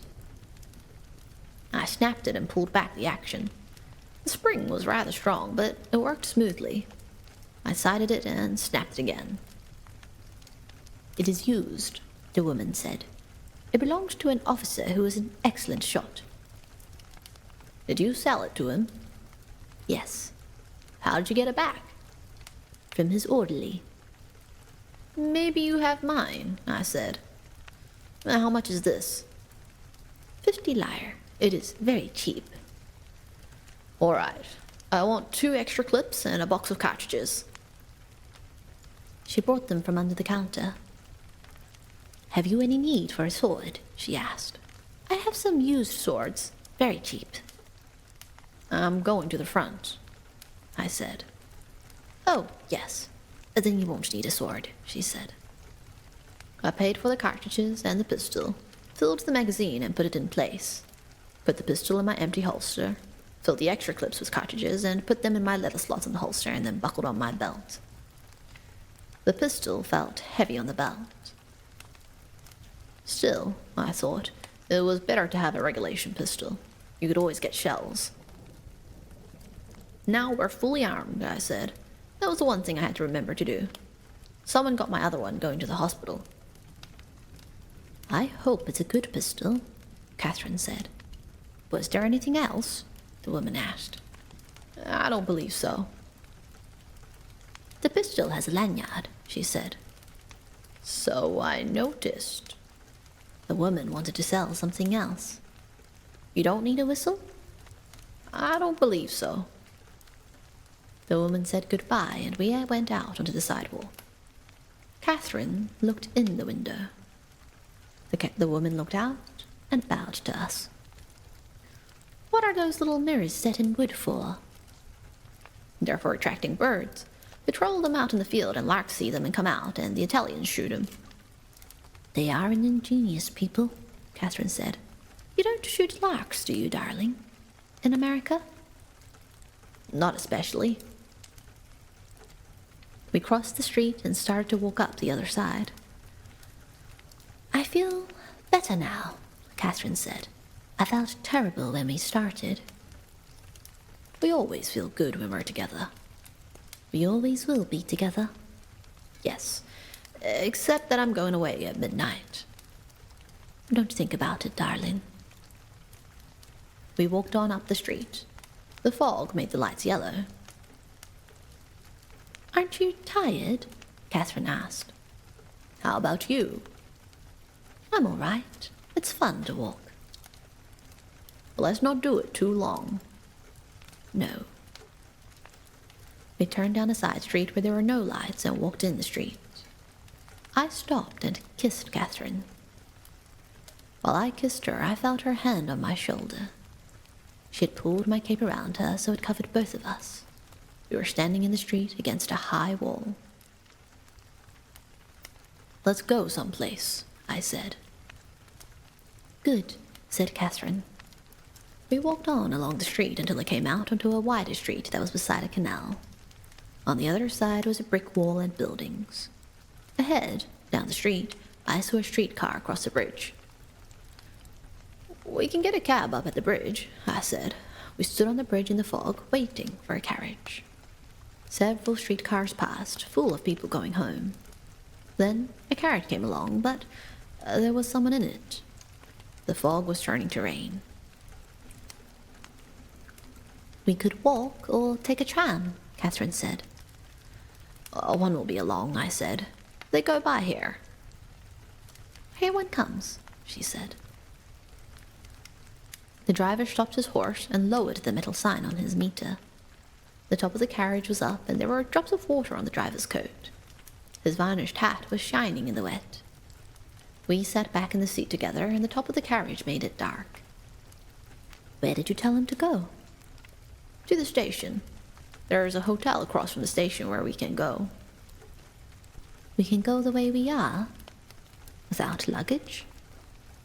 "Yes," I said. It was a long ride to the station up side streets in the rain. "Won't we have dinner?" Catherine asked. "I'm afraid I'll be hungry." "We'll have it in our room." "I haven't anything to wear. I haven't even a nightgown." "We'll get one," I said, and called to the driver. "Go to the ʟɪᴏᴏᴏ and up a that." He nodded and turned off to the left at the next corner. On the big street, Catherine watched for a shop. "Here's the place," she said. I stopped the driver, and Catherine got out, walked across the sidewalk, and went inside. I sat back in the carriage and waited for her. It was raining, and I could smell the wet street and the horse steaming in the rain. She came back with a package and got in, and we drove on. "I was very extravagant, darling," she said, "but it's a fine nightgown." At the hotel, I asked Catherine to wait in the carriage while I went in and spoke to the manager. There were plenty of rooms. Then I went out to the carriage, paid the driver, and Catherine and I walked in together. The small boy in buttons carried the package. The manager bowed us toward the elevator. There was much red plush and brass. The manager went up in the elevator with us. "Monsieur and Madame wish dinner in their room?" "Yes. Will you have the menu brought up?" I said. "You wish something special for dinner? Some game? Or a soufflé?" The elevator passed 3 floors with a click each time, then clicked and stopped. "What have you as game?" "I could get a pheasant or a woodcock." "A woodcock," I said. We walked down the corridor. The carpet was worn, and there were many doors. The manager stopped and unlocked a door and opened it.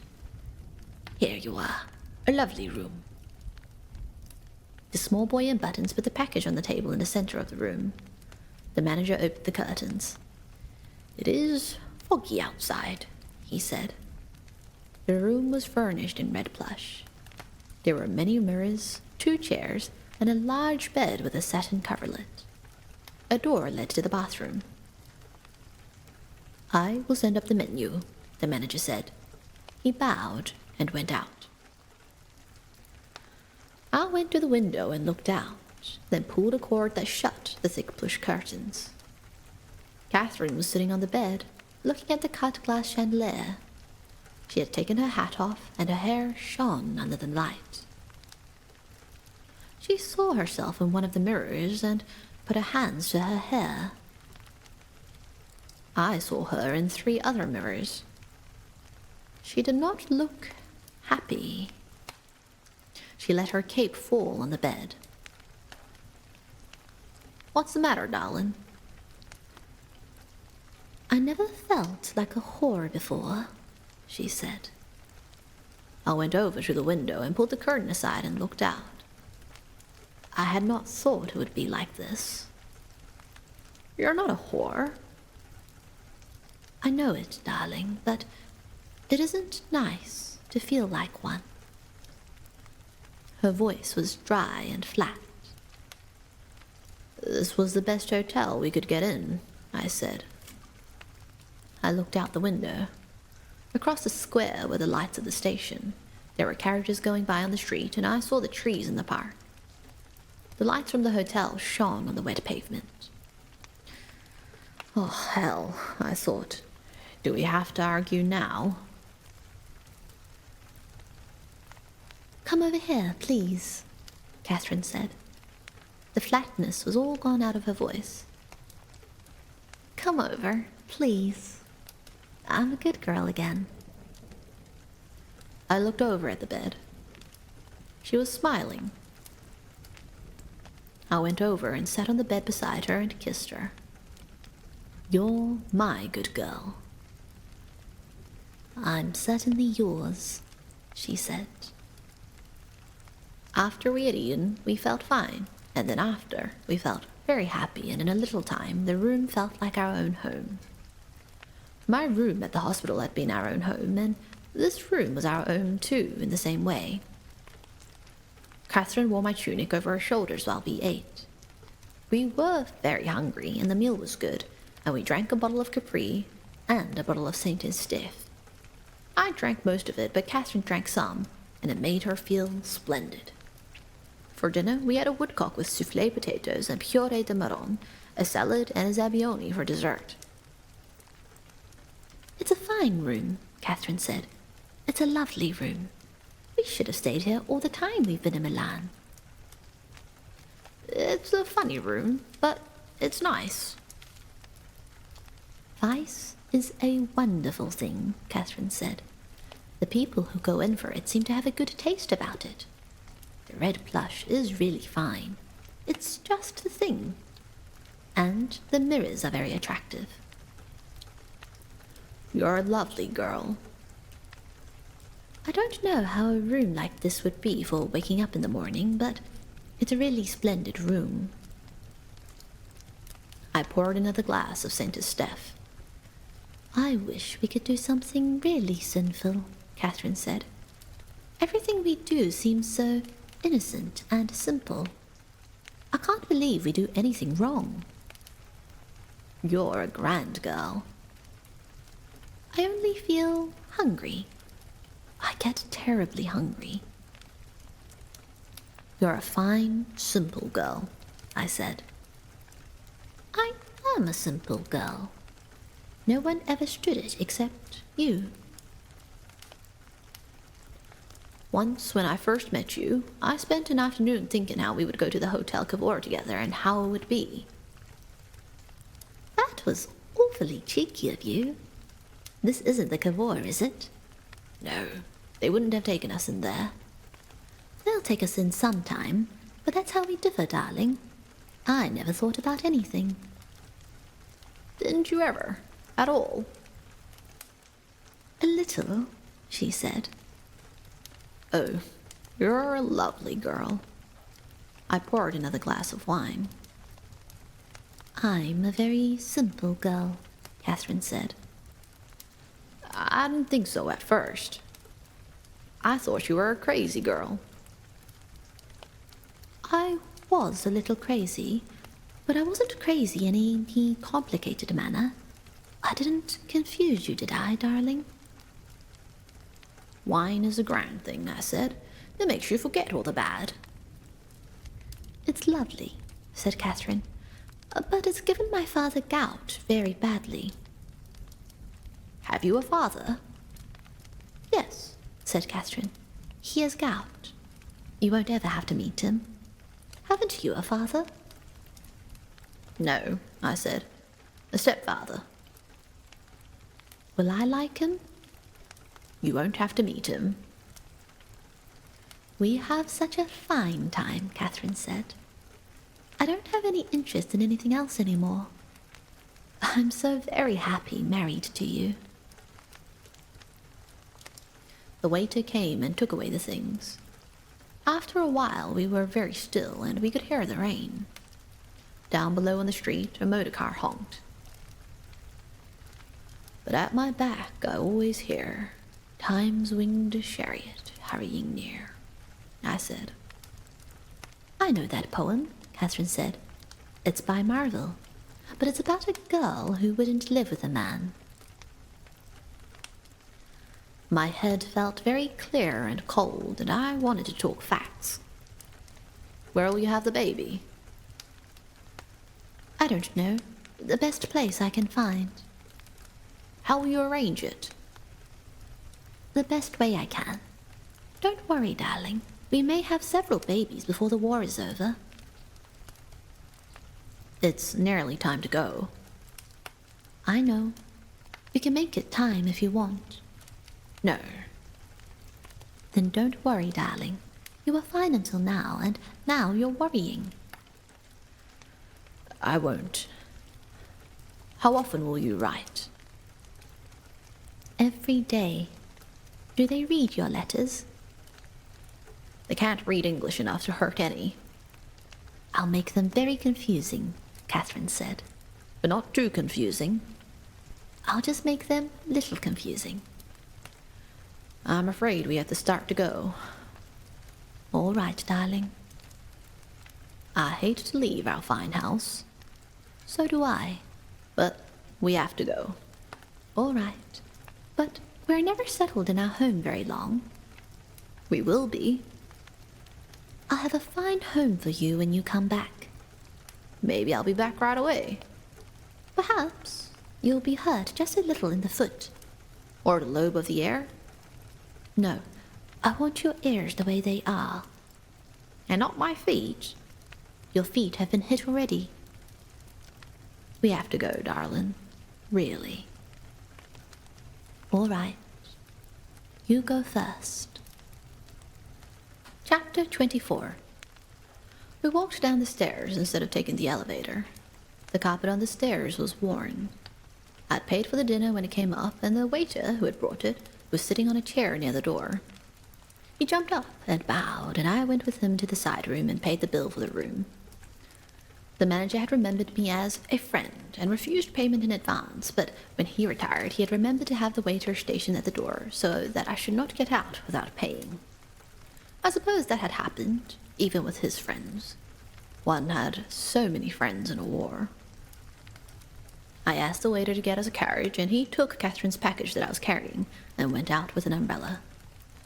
Outside through the window, we saw him crossing the street in the rain. He stood in the side room and looked out the window.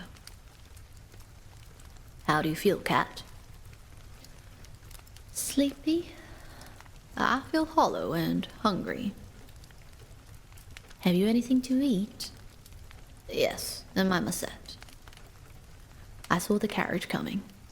It stopped, the horse's head hanging in the rain, and the waiter stepped out, opened his umbrella, and came toward the hotel. We met him at the door and walked out under the umbrella down the wet walk to the carriage at the curb. Water was running in the gutter.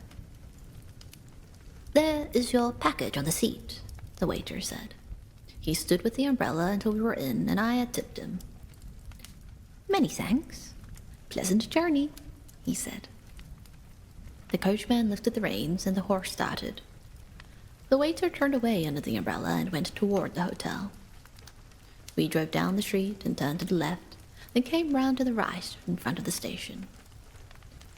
There were 2 carabineers standing under the light just out of the rain. The light shone on their hats. The rain was clear and transparent against the light from the station. A porter came out from under the shelter of the station, his shoulders up against the rain. No, I said, thanks. I don't need thee. He went back under the shelter of the archway. I turned to Catherine. Her face was in the shadow from the hood of the carriage. We might as well say goodbye. I can't go in? No. Goodbye, Cat. Will you tell him the hospital? Yes. I told the driver the address to drive to. He nodded. Goodbye, I said. Take good care of yourself, and young Catherine. Goodbye, darling. Goodbye, I said. I stepped out into the rain and the carriage started. Catherine leaned out, and I saw her face in the light. She smiled and waved. The carriage went up the street, and Catherine pointed in toward the archway. I looked. There were only the 2 carabinieri and the archway. I realized she meant for me to get in and out of the rain. I went in and stood and watched the carriage turn the corner. Then I started through the station and down the runway to the train. The porter was on the platform looking for me.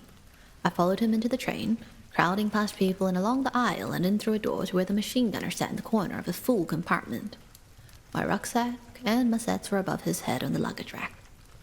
There were many men standing in the corridor, and the men in the compartment all looked at us when we came in. There were not enough places in the train, and everyone was hostile. The machine gunner stood up for me to sit down. Someone tapped me on the shoulder. I looked around. It was a very tall, gaunt captain of artillery with a red scar along his jaw. He had looked through the glass on the corridor and then come in. "What do you say?" I asked. I turned and faced him. He was taller than I, and his face was very thin under the shadow of his cap visor, and the scar was new and shiny. Everyone in the compartment was looking at me. "You can't do that," he said. "You can't have a soldier save you a place." "I have done it." He swallowed, and I saw his Adam's apple go up and then down. The machine gunner stood in front of the place. Other men looked in through the glass. No one in the compartment said anything. "You have no right to do that. I was here 2 hours before you came." "What do you want?" "The seat." "So do I." I watched his face and could feel the whole compartment against me. I did not blame them. He was in the right. But I wanted the seat. Still, no one said anything. "Oh, hell," I thought. "Sit down, Signor Capitano," I said. The machine gunner moved out of the way, and the tall captain sat down. He looked at me. His face seemed hurt. But he had the seat. "Get my things," I said to the machine gunner. We went out in the corridor. The train was full, and I knew there was no chance of a place. I gave the porter and the machine gunner 10 lire apiece. They went down the corridor and outside on the platform, looking in the windows, but there were no places. "Maybe some will get off at Brescia," the porter said. "More will get on at Brescia," said the machine gunner. I said goodbye to them, and we shook hands and they left. They both felt badly. Inside the train, we were all standing in the corridor when the train started. I watched the lights of the station in the yards as we went out. It was still raining, and soon the windows were wet and you could not see out. Later, I slept on the floor of the corridor, first putting my pocketbook with my money and papers in it inside my shirt and trousers so that it was inside the leg of my breeches. I slept all night, waking up at Brescia and Verona when more men got on the train, but going back to sleep at once. I had my head on one of the musettes and my arms round the other, and I could feel the pack, and they could all walk over me if they wouldn't step on me. Men were sleeping on the floor all down the corridor. Others stood holding onto the window rods or leaning against the doors. That train was always crowded.